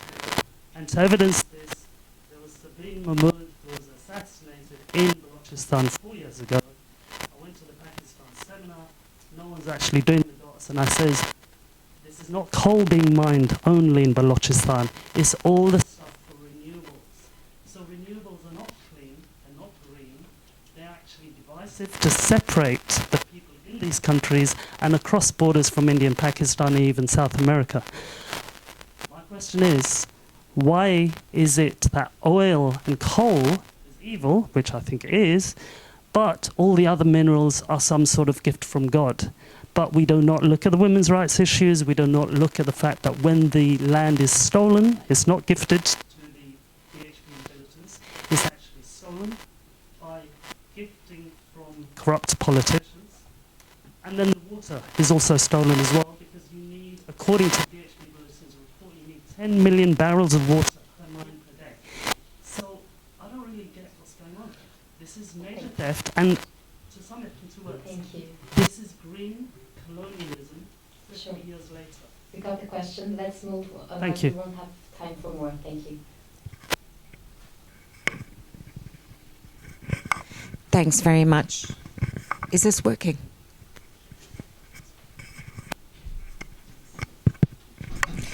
Thank you. So I am representing an organization called Namati. I sit on Namati's board. We run legal empowerment programs in a number of countries around the world, and we also convene the Global Legal Empowerment Network, which in the last 3 years has grown from 0 to 5,000 members in almost every country around the world. And one of the solutions that is very often overlooked, and we applaud the work of all of you in bringing the judiciary and the judicial process into this change. But in practical terms, it couldn't actually be more perfect to follow the gentleman who just spoke a moment ago. 80% of disputes that with regard to people's land rights, which are entirely intertwined with gender rights, are not resolved within the courts. They are resolved in a mediated context. We need to align and connect the dots between what's happening in the judiciary and what's happening in the grassroots. Grassroots legal advocates have an enormous role to play, but they are, number one, desperately underfunded, and number two, do the most dangerous job in the world. There are hundreds of our community members have lost their lives and been under threat for things like, for example, one of our communities in India who lost their ability to fish because of an IFC-funded coal project. The IFC didn't deny their involvement, but they managed to not be legally obliged. So we need to really look at this in a much more connected way, and there's a huge opportunity to move faster in that respect. So thank you. Yeah, well, so we're running out of time. Please, the third question has to be very short, and we will have very little time to answer. Other questions, we can maybe speak outside during coffee break. Sorry, we have another panel, and otherwise we start running late. So one more question. Okay, thank you very much. My question is to Tessa. First of all, thank you for the work of your organization. I think the case is brilliant. And my question is regarding bringing similar cases, especially in jurisdictions that represent the greatest emitters in the world. So how would you see the openness of courts in, let's say, India, China, Brazil, to similar cases as the Dutch one? Is this a feasible approach in those countries? Thank you. Let's try to answer this round. Maybe if each one of you wants to speak something. There's one question specific to Tessa, but maybe Nigel, you want to start with the first two? Sure. I mean, Saga, your question exactly what I touched upon when I spoke, that climate change solutions themselves have human rights violations embedded in them. And we are raising them at a policy level as well as at a judicial level. We cannot be responsible for the political dynamics going on, of course. That is something that at the politics level has to be dealt with. But as far as awareness raising is concerned, a death of Sabine and many other activists in that, of course, we use that all the time to speak with decision makers, at least, that they're aware of what is happening at the grassroots level. Linking the same thing to the lady's question from Namati at the end, is that there is one decision making going on in formal courts, and then there's an informal justice system in these countries, which are panchayats and jirgas and shuras and majlises, which is the mediation at a grassroots level. So we need to train them. So my take on that has always been, because these mediation bodies are not regulated, if we start building their capacity, then we are condoning it, the irregulated mediation. So what we need to do is strengthen the formal judicial system so people feel confident enough to go to the judicial system to get their answers rather than going to the mediatory forums. So, but the awareness at the grassroots level is important so that people can bring their problems to a more formal system which is regulated and which can be held accountable. So just two quick responses on that. One quick response. In response to the first question, it's... Is that one? No. Yes. Yeah, sorry, in response particularly to the first question, that this is all about the just transition rather than the transition to the just transition. And there are two sides to that, of course, that on the fossil fuel side, there will be losers. There will be communities that will suffer as coal mines are closed down, oil extraction and so on. All of that supply chain is altered. But there will also be losers as we increase the renewable aspects of the world economy. And all of the unfairnesses have to be addressed, or else, apart from just the intrinsic point that it is unfair, but also it's actually going to inhibit the transition and slow it down. So there has to be that combination, and the courts absolutely have a role, I think, on both aspects of that, accelerating the transition or playing their role, the proper role in that, but also on the justice.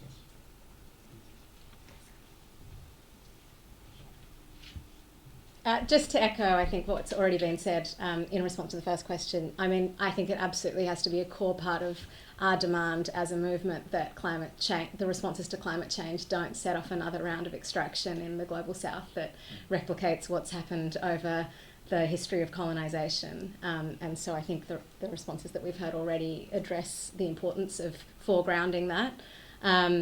And in terms of the last question about whether or not litigation is a viable strategy in countries that are perhaps less well known for the robustness of their rule of law, like China, I think that it's entirely up to advocates in those countries to make an evaluation about the value and the risks associated with litigation. In a country like India, they've already made that calculation and decided that it's worth pursuing. Similarly, in Brazil, there are lots of environmental lawyers who are, as we've heard, bringing initiatives in courts or to the prosecutor's office because they also think that there is enough at stake to justify any of the risks that might be associated. But I think more broadly, litigation is never a strategy that should be considered in isolation or as eliminating other strategies, whether they're legal or political or civil disobedience or anything else. So yeah, there are certainly contexts where strategic litigation is not the most appropriate response. But I think that the more precedents that are set and the more receptive judiciaries become to the idea of climate change being an issue that's appropriate for adjudication by courts, the more likely it is that space will open up in every country in the world for it to be decided in a courtroom. May I just highlight one more point which I think we've forgotten in context of Pacific, especially Pacific Islands and Bangladesh for that matter, is climate refugee concept. We do not have a legal definition, so judges are not equipped to decide on those cases. Claims have been refused because they say we know terrorism-related refugees but not climate-related. So we all need to equip judges that what principles can they bank on till there is no definition. So entire island is sinking in Pacific, and it's not about one or two people, it's about the entire nation to be relocated. What about their right to identify, right to citizenship, language, culture, history, life itself? So yeah, so litigation is really, really important in this area. Thank you. We could certainly continue the conversation and questions, and I'm sorry some of you didn't have a chance here, but I don't want to then make the next panel late. So we will break for coffee now. We can continue the conversation outside, and there's a next panel after which will allow us to continue here. Thank you very much. Thank you.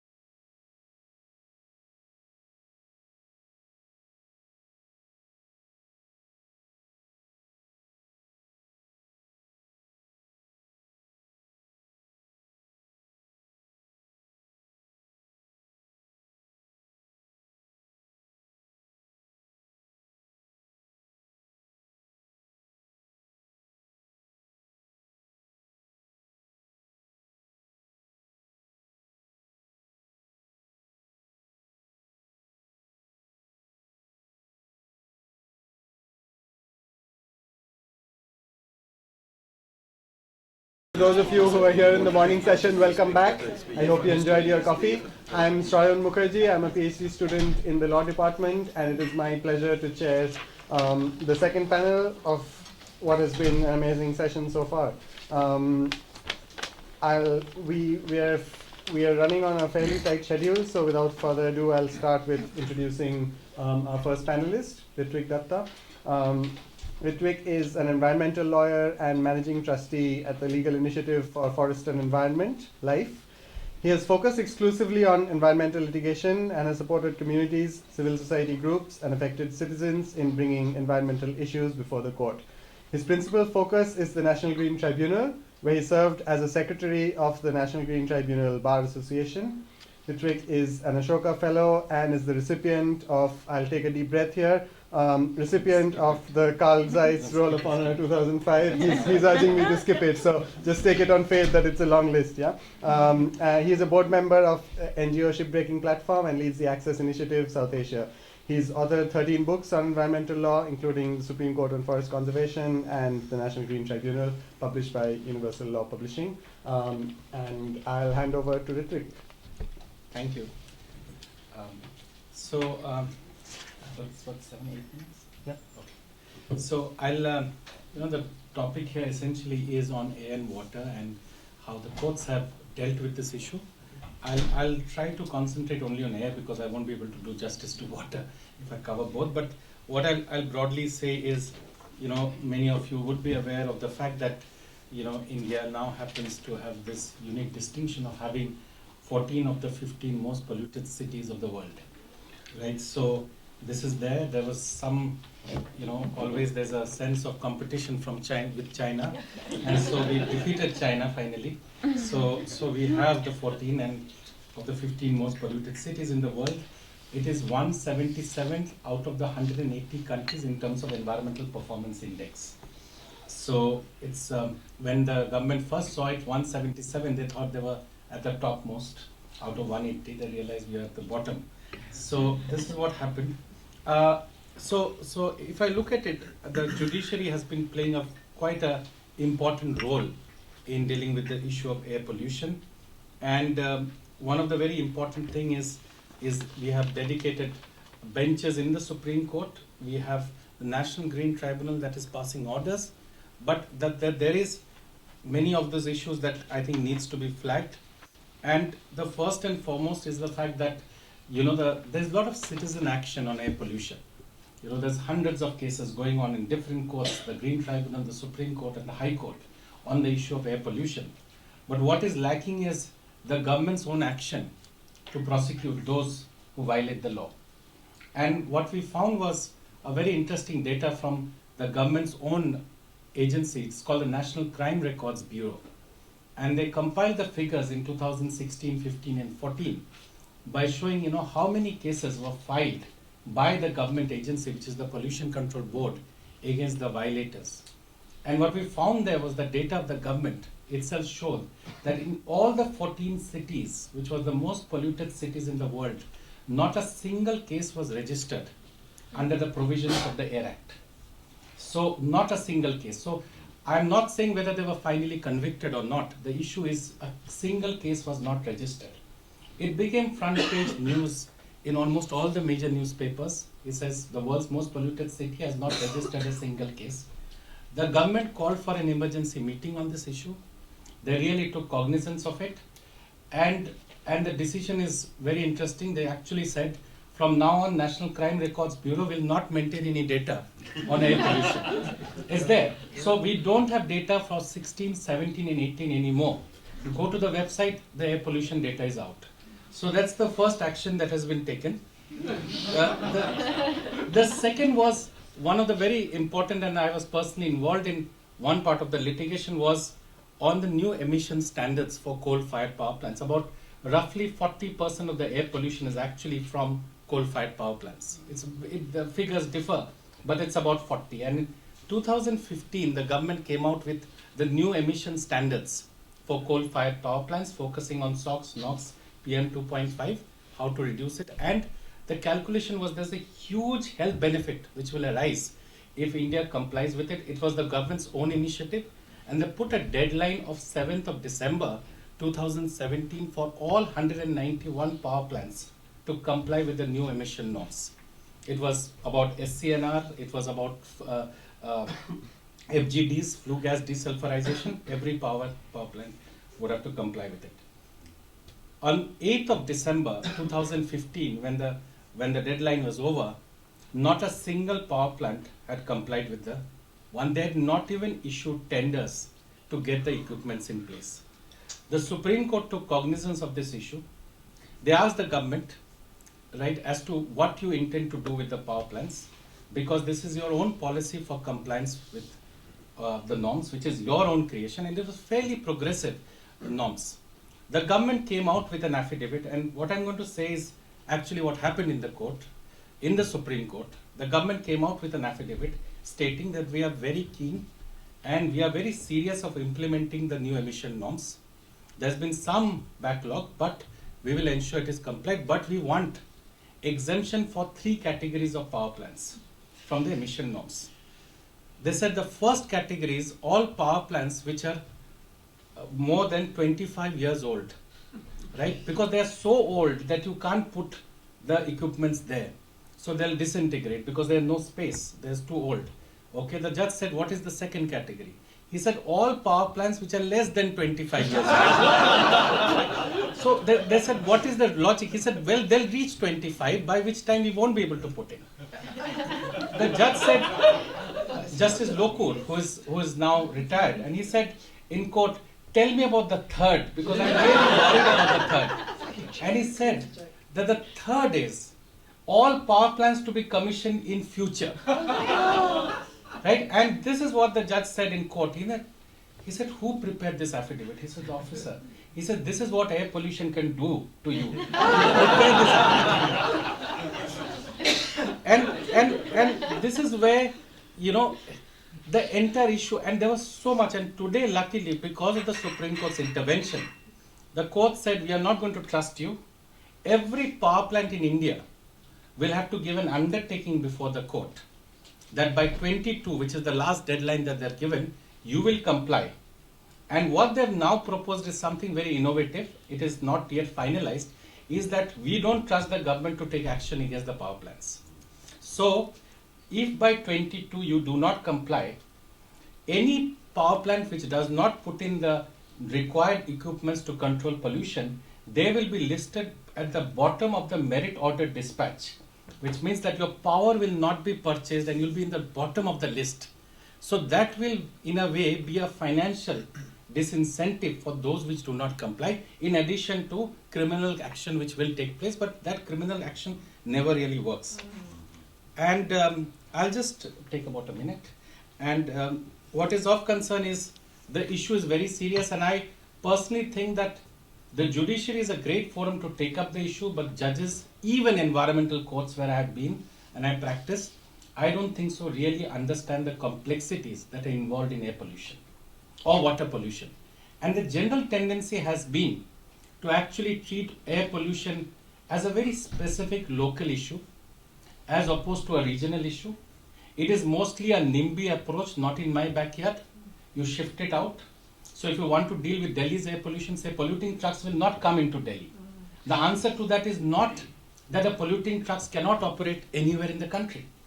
When it talks about it saying 10-year-old car will not operate in Delhi, it doesn't say the 10-year-old cars, which is now is banned in Delhi, can actually operate in the neighboring state. So you are actually shifting the pollution.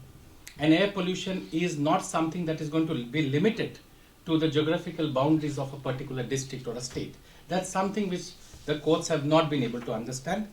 And what is of concern here is it's a huge justice issue. And I'll just give one figure which is important here is that one of the ways to know that 14 of the 15 are the most polluted cities of the world are in India. These cities get named principally because of a huge information deficit that exists in India. I'll give an example. In whole of India, there are about 130 continuous air monitoring stations. 130 continuous air monitoring stations. Out of that 130 continuous air monitoring stations, 40 of them are in Delhi, right? The state of Gujarat with 62 million population has only one monitoring station. All data shows that one monitoring station can at the most take in data of about 15 square kilometer. Whole of Tamil Nadu has one, and all of the northeastern states, which is 7 states, have not a single monitoring station. So we are today listing the cities which are actually having lower pollution than those mining areas, then those power plants and others where the pollution level is very high. And I'll just end with one example. Again, all of it normally relates to the court only. Is the pollution level, the PM 2.5 today, say for example in London, and just to give an example, 140 is the total, 130 or 40 is the total number of air monitoring stations, 40 are in Delhi. In all of India, Tamil Nadu 1, Maharashtra 3, Gujarat 1, Northeast. London itself has 110 air quality monitoring stations. That's the number. That's how you look at it. When the issue of air pollution, how high it can be, I was just looking online and London has today a PM 2.5 level of about 28. That's what it shows up. Delhi today is about 154, right? And about 2 years back, it was a court proceeding in the Green Tribunal. The Delhi's air quality PM 2.5 level had gone up to 990. Right? I was there in court, and the judge summoned the member secretary of the Pollution Control Board, who is the supreme officer, and he said, give us the reason for this huge amount of this massive pollution level. He gave that huge affidavit. The judge threw that whole document, said, we don't care of your 100 reasons for air pollution. Give us one reason why the pollution level is at 990. Come back, think about it, and we'll give you 15 minutes. The member secretary came back to the court. He said, my lord, if you ask me for one reason, there is only one reason for the pollution level to have reached 990. That is, our monitoring devices can only measure up to 990. Oh, God. We still don't have. That's why all monitoring device ends at 990. Yeah. So it can be 3000. That's all. So that's as serious as this. Sorry. No, that's fine. Okay.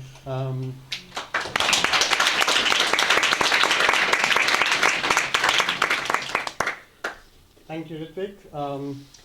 These are bringing up themes that we've covered before, government action or government inaction and the role of the courts, but also something that we haven't perhaps covered so much before is the importance of data, right? So, and doing all of those through some extremely lively anecdotes. So next up is Ahmed Rafai Alam.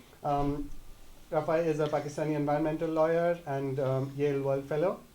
His work has involved litigation relating to water, biodiversity and GMOs, river revitalization, sustainable urban development, transport, air qualities, and sand mining, for example. Rafai is currently a member of the Pakistan Climate Change Council and has served as chairman of the Lahore Electric Supply Company and the Lahore Waste Management Company. I'm told he's also very interested in cycling and organizes cycling events in Pakistan. My apologies. Over to you. Thank you so much. Thank you so much. It's a pleasure and privilege being here. I practice as an environmental lawyer, and no two cases are the same. And I wanted to speak about some of the issues, both environmental and legal, that come up, and just how diverse they can be in the last couple of years. In order to facilitate strategically public interest litigation, some years ago, colleagues and I got together and set up the Pakistan Public Interest Law Association for the purposes of bringing a plaintiff to court.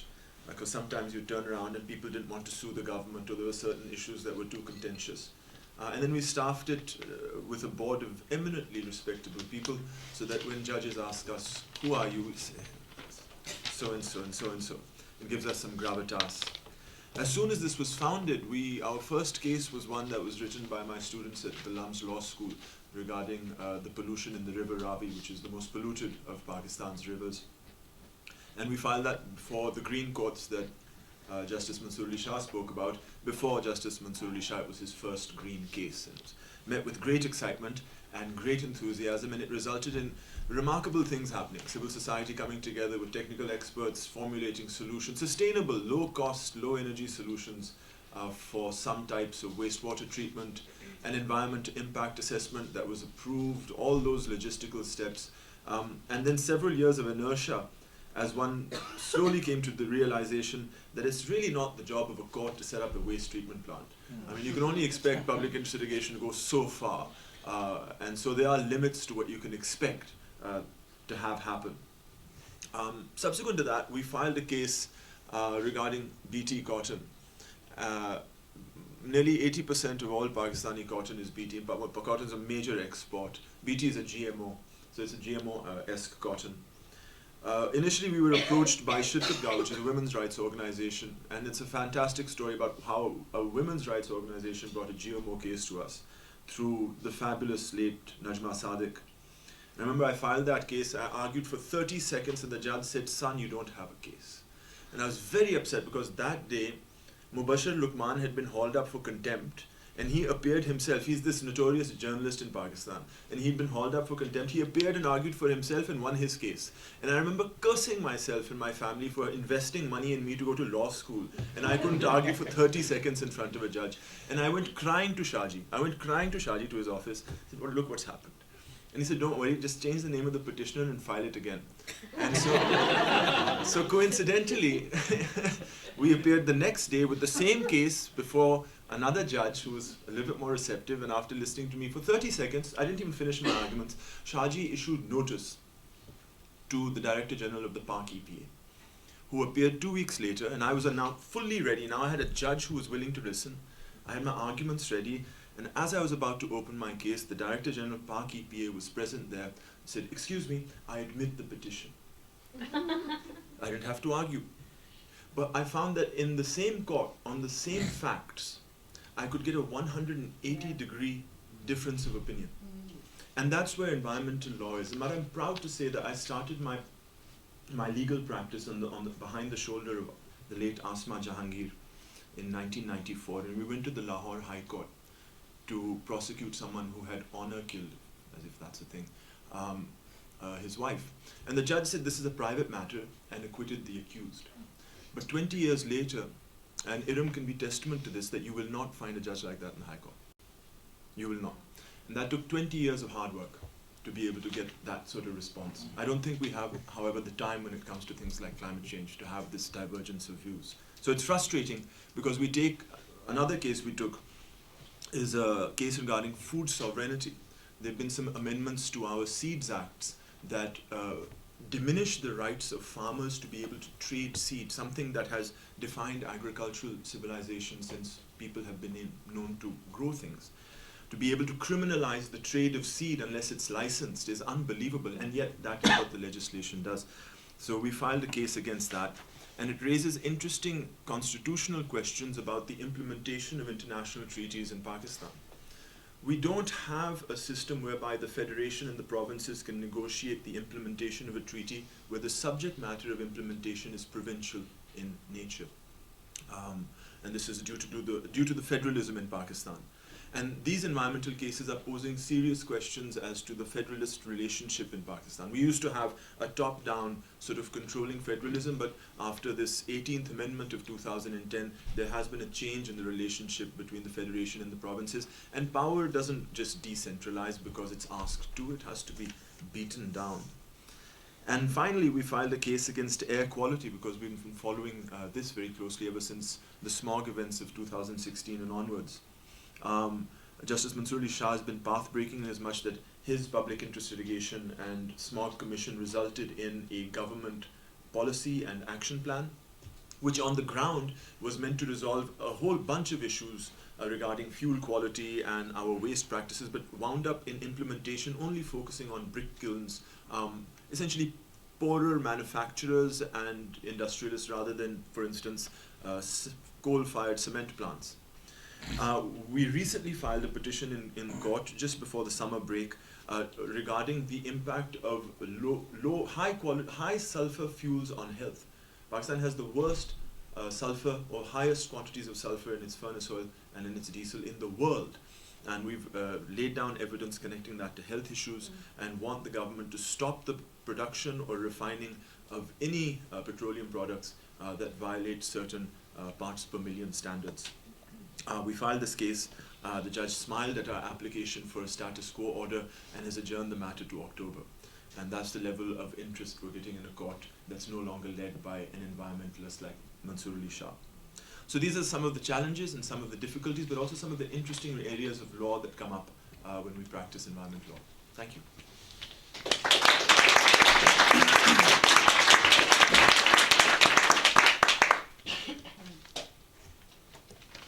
Thank you, Rafael.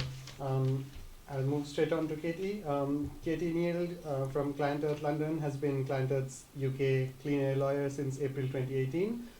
Before joining Client Earth, Katie practiced as a planning and environmental lawyer at the international law firm Berwin Leighton Paisner. She holds a first-class degree in natural sciences from Cambridge, as well as an MSc in environmental technology from Imperial College London.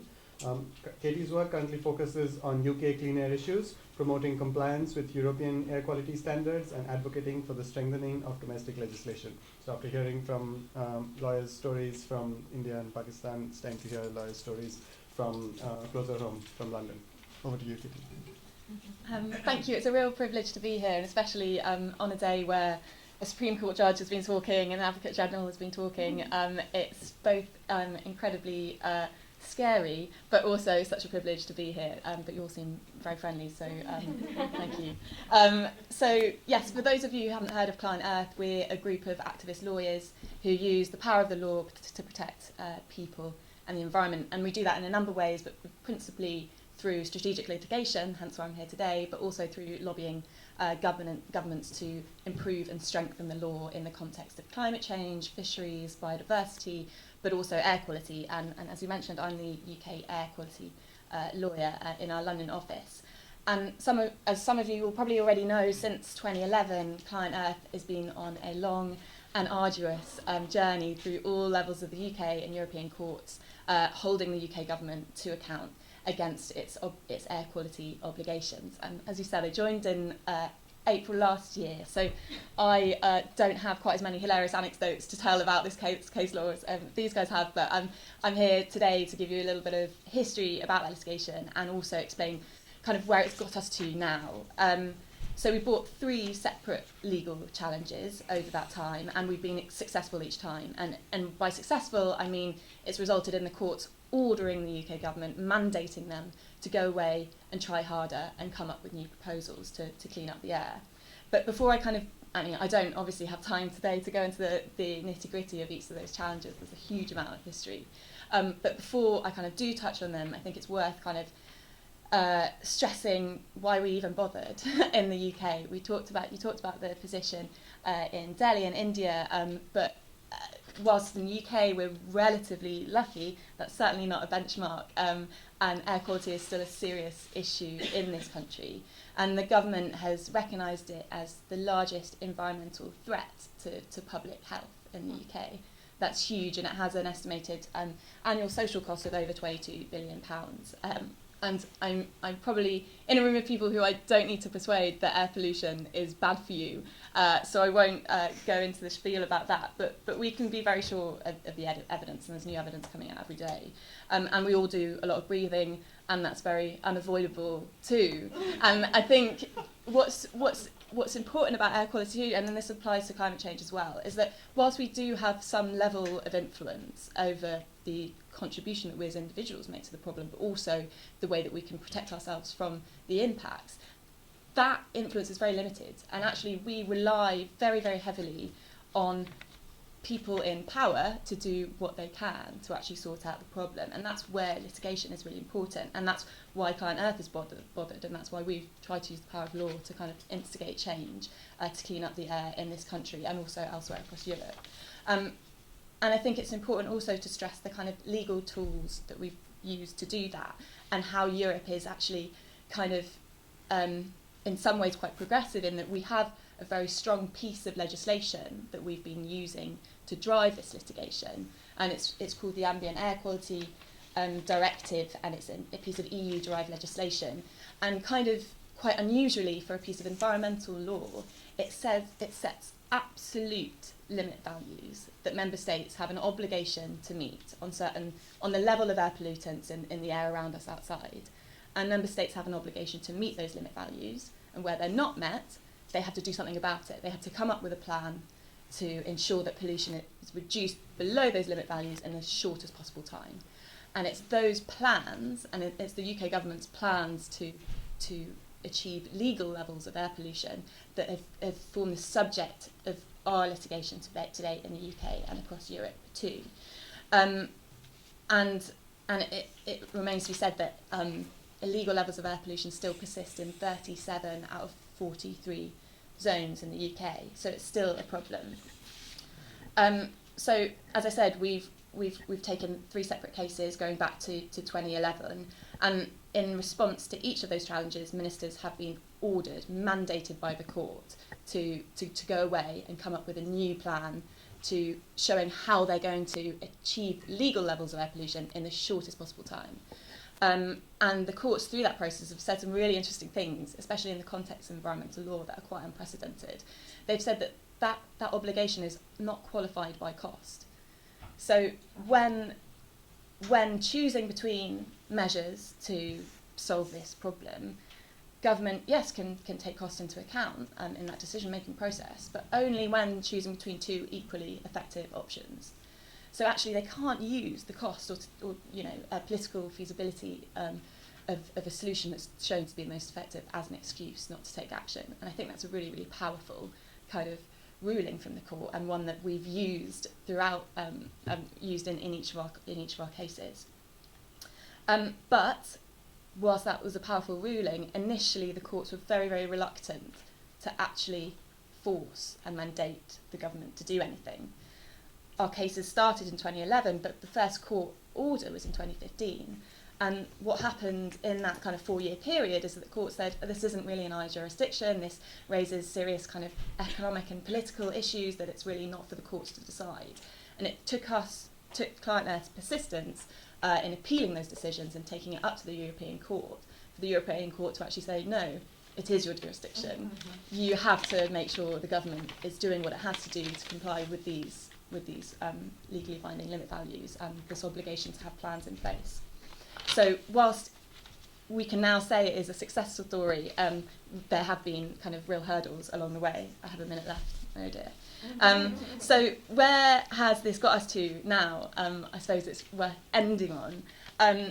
We've certainly not solved the problem, and the battle definitely isn't over, but air pollution is on the political agenda and much higher than it was when we first started our litigation. Whether or not, I mean, we've certainly played a role in that.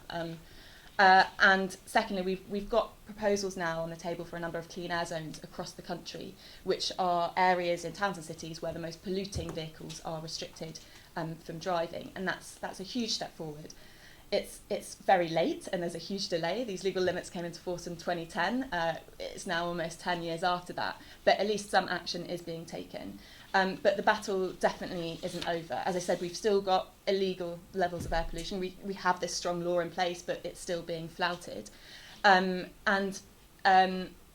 The approach being taken, whilst the courts have been able to mandate the government to do something, the approach that they've taken has left us kind of wanting. They've really palmed the problem off to local authorities. They've ordered them to come up with the local solutions for the problem, and that's led to a delay and a fragmented kind of approach.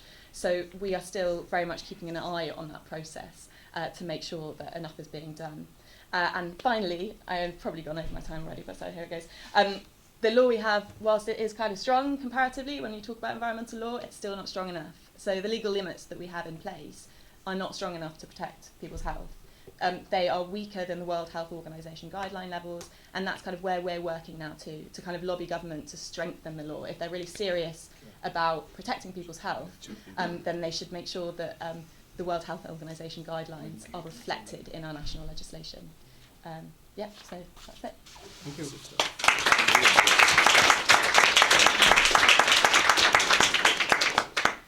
Such an interesting panel. I'm sure there'll be lots of questions, but unfortunately we don't have time for too many.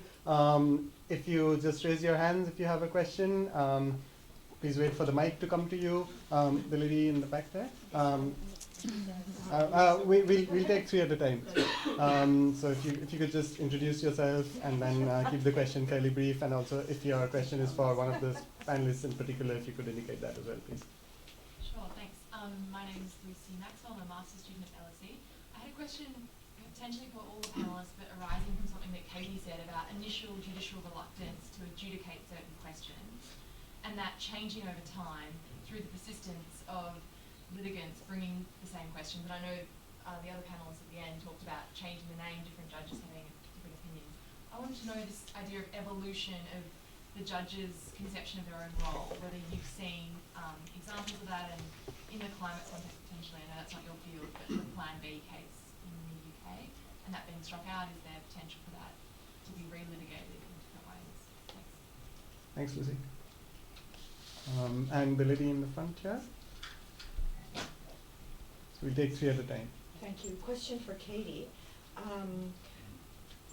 An example which raises a general point. You might have followed that in London, the mayor's project for creating a cycle superhighway has been killed by the borough of Kensington.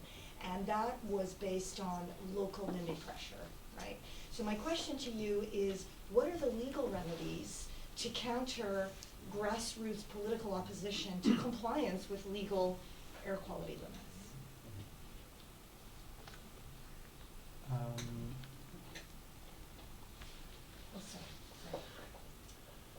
Hi, I'm Tom Wilson, I'm a law student.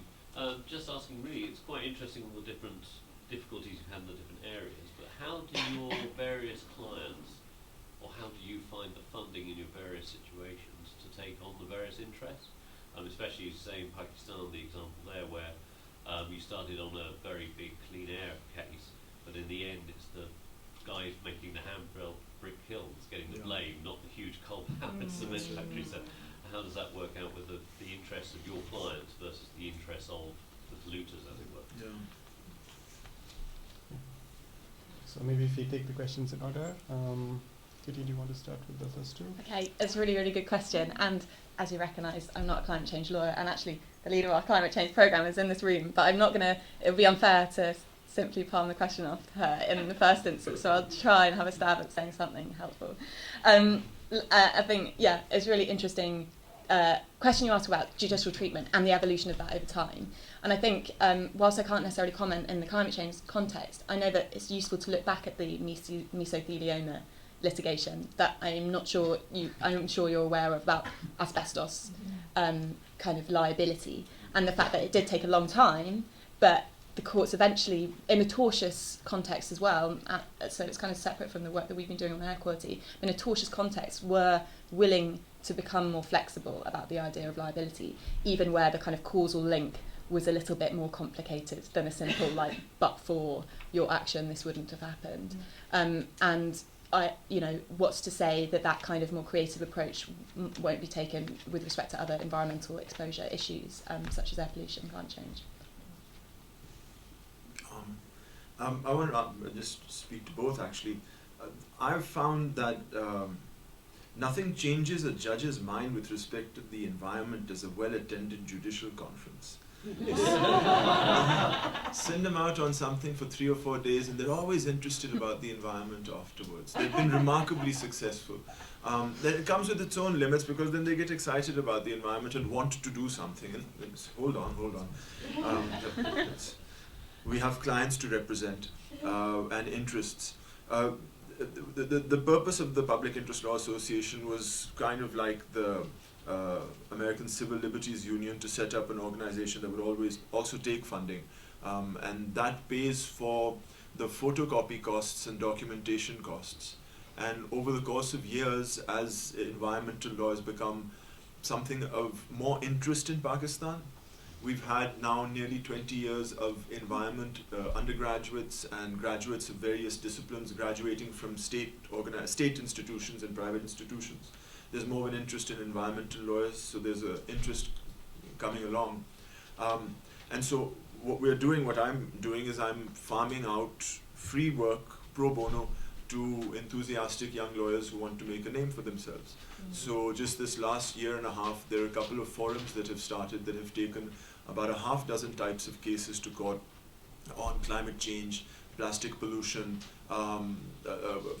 domestic worker employment, wages and rights, all sorts of interesting, not just environment cases, but social cases as well. So that's becoming an interesting model. But again, quality control is an issue there. Thank you.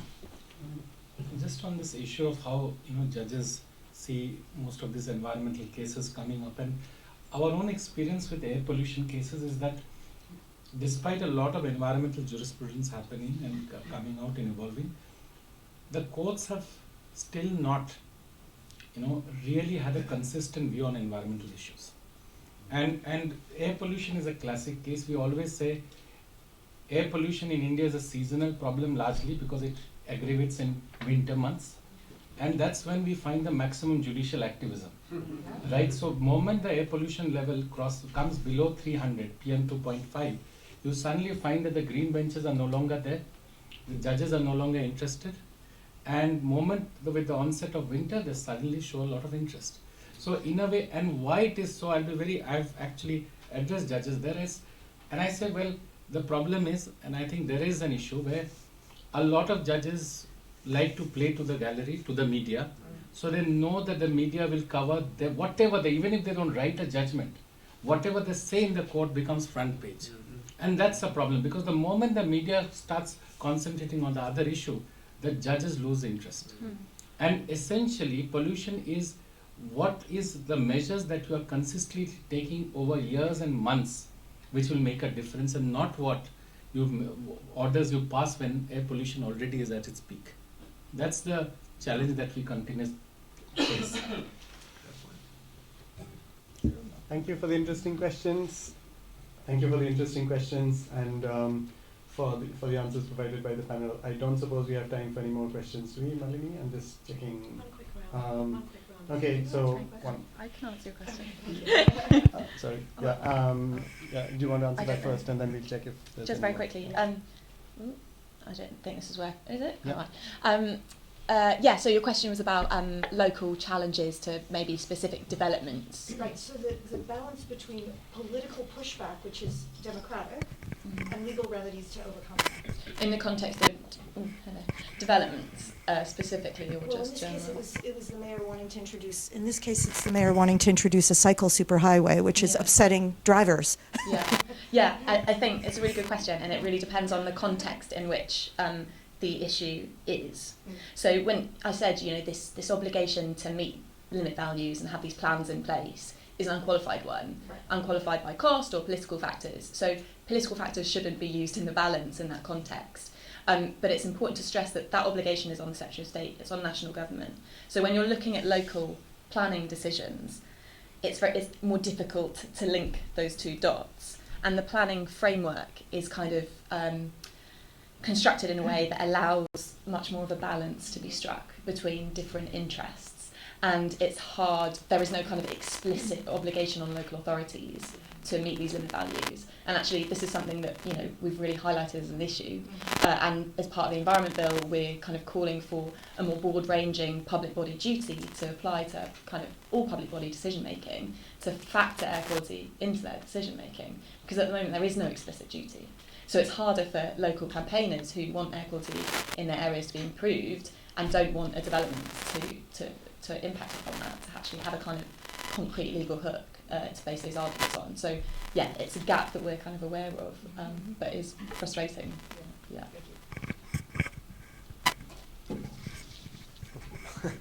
Hi, my name is Stuart Bruce. I'm a solicitor.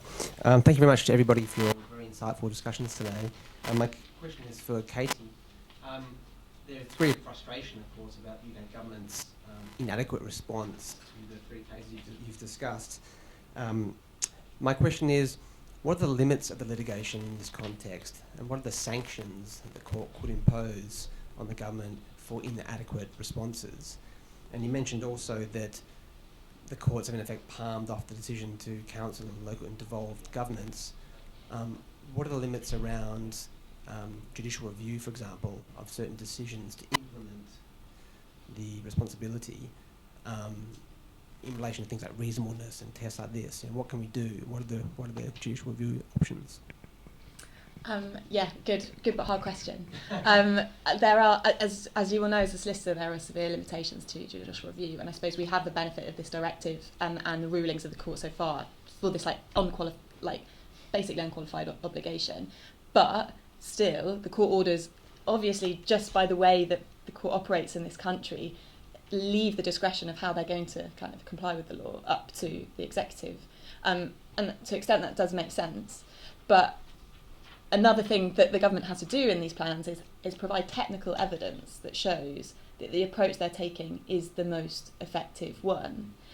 Query how likely a court is going to look at technical evidence, but if they have kind of air quality modelling to show that one approach is more effective than another, then they have to take that approach. And we're kind of seeing at the moment some real issues with local authorities, because now local authorities are under this obligation. They are scrabbling around for the data to prove that the things that they want to do are the ones that are most effective. And sometimes they're really, really struggling, because I mentioned these kind of clean air zones that are coming out in a lot of cities. A lot of cities don't want to restrict drivers because it's not that politically attractive. But as I said, politics shouldn't play a role in this. It's inevitable that it does to some extent.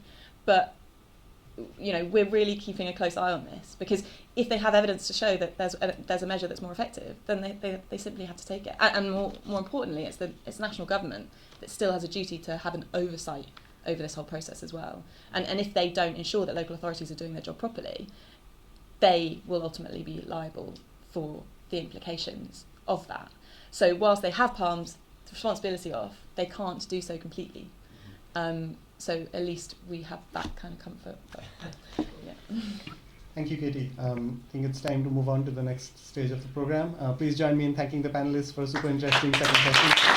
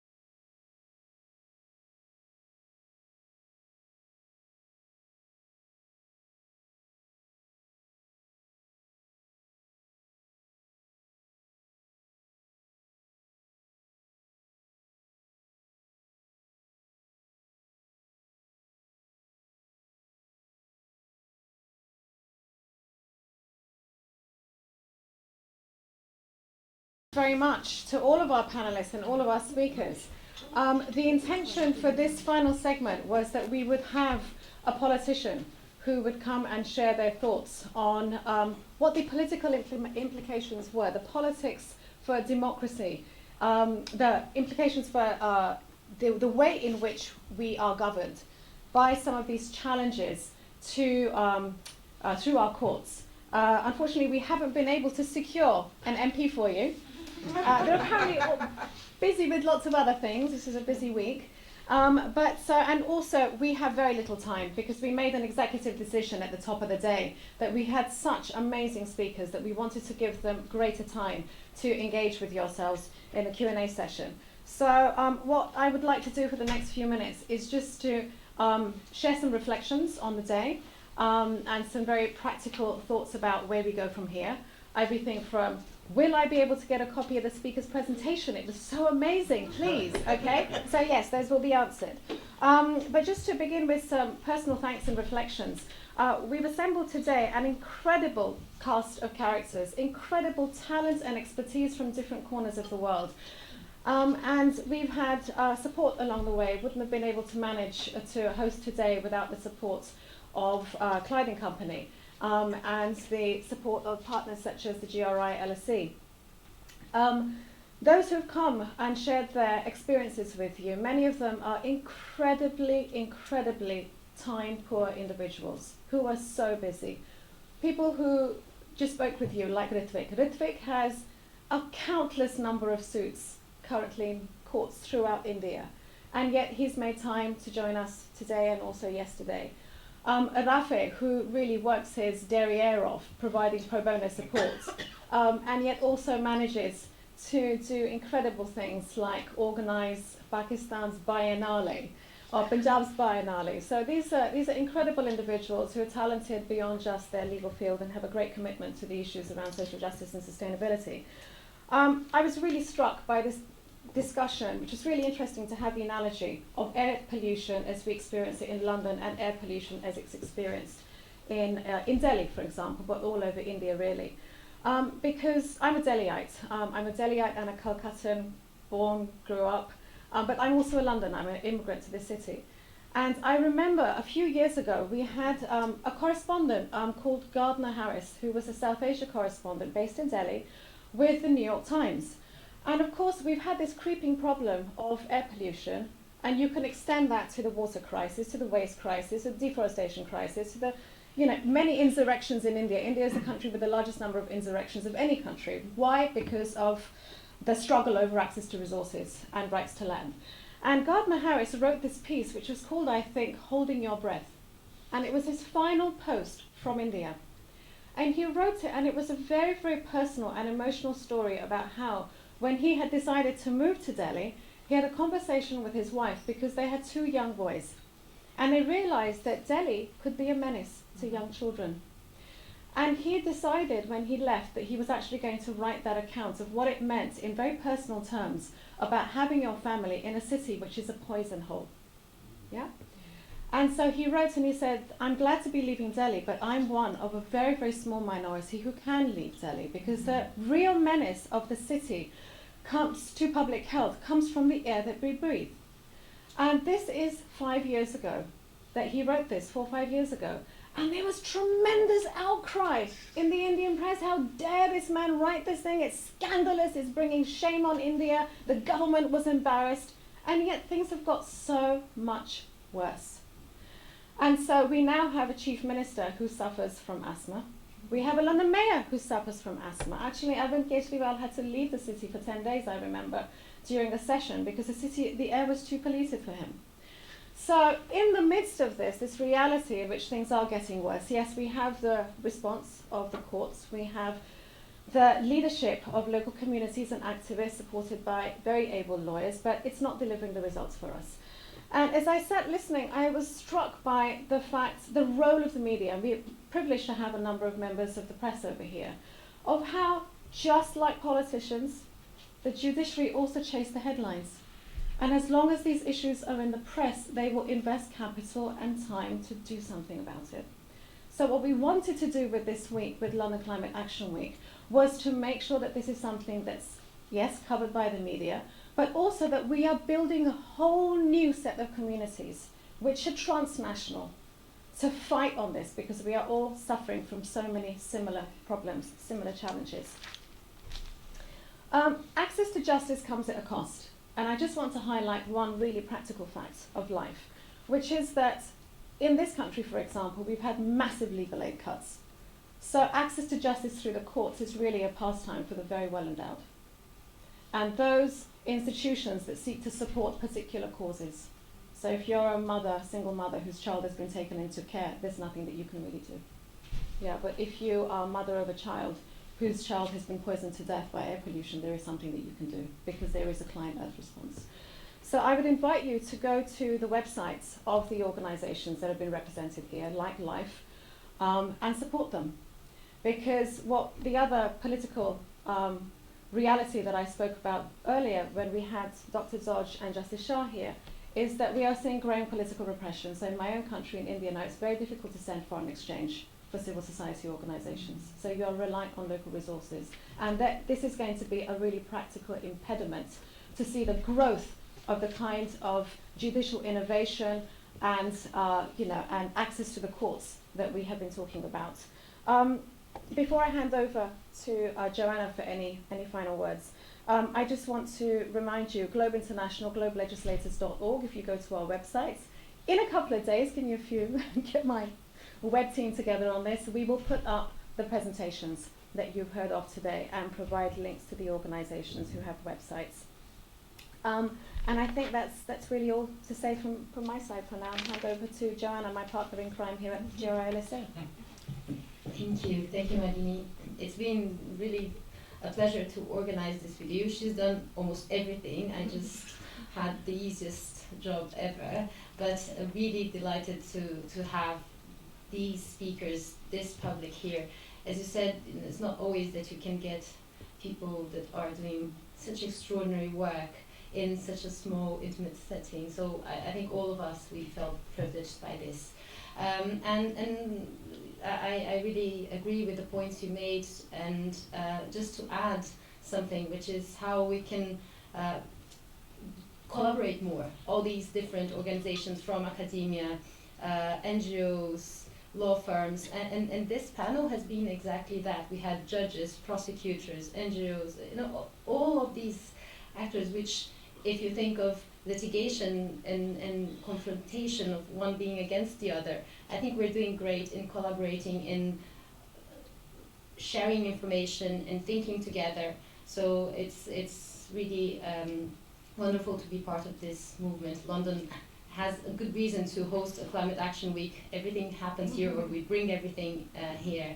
So it's the first of first Climate Action Week. There's COP next year. London will hopefully continue to be this hub for thinking and for sharing information. So thank you all for coming. Hope you enjoy the rest of the week, and see you around. And next,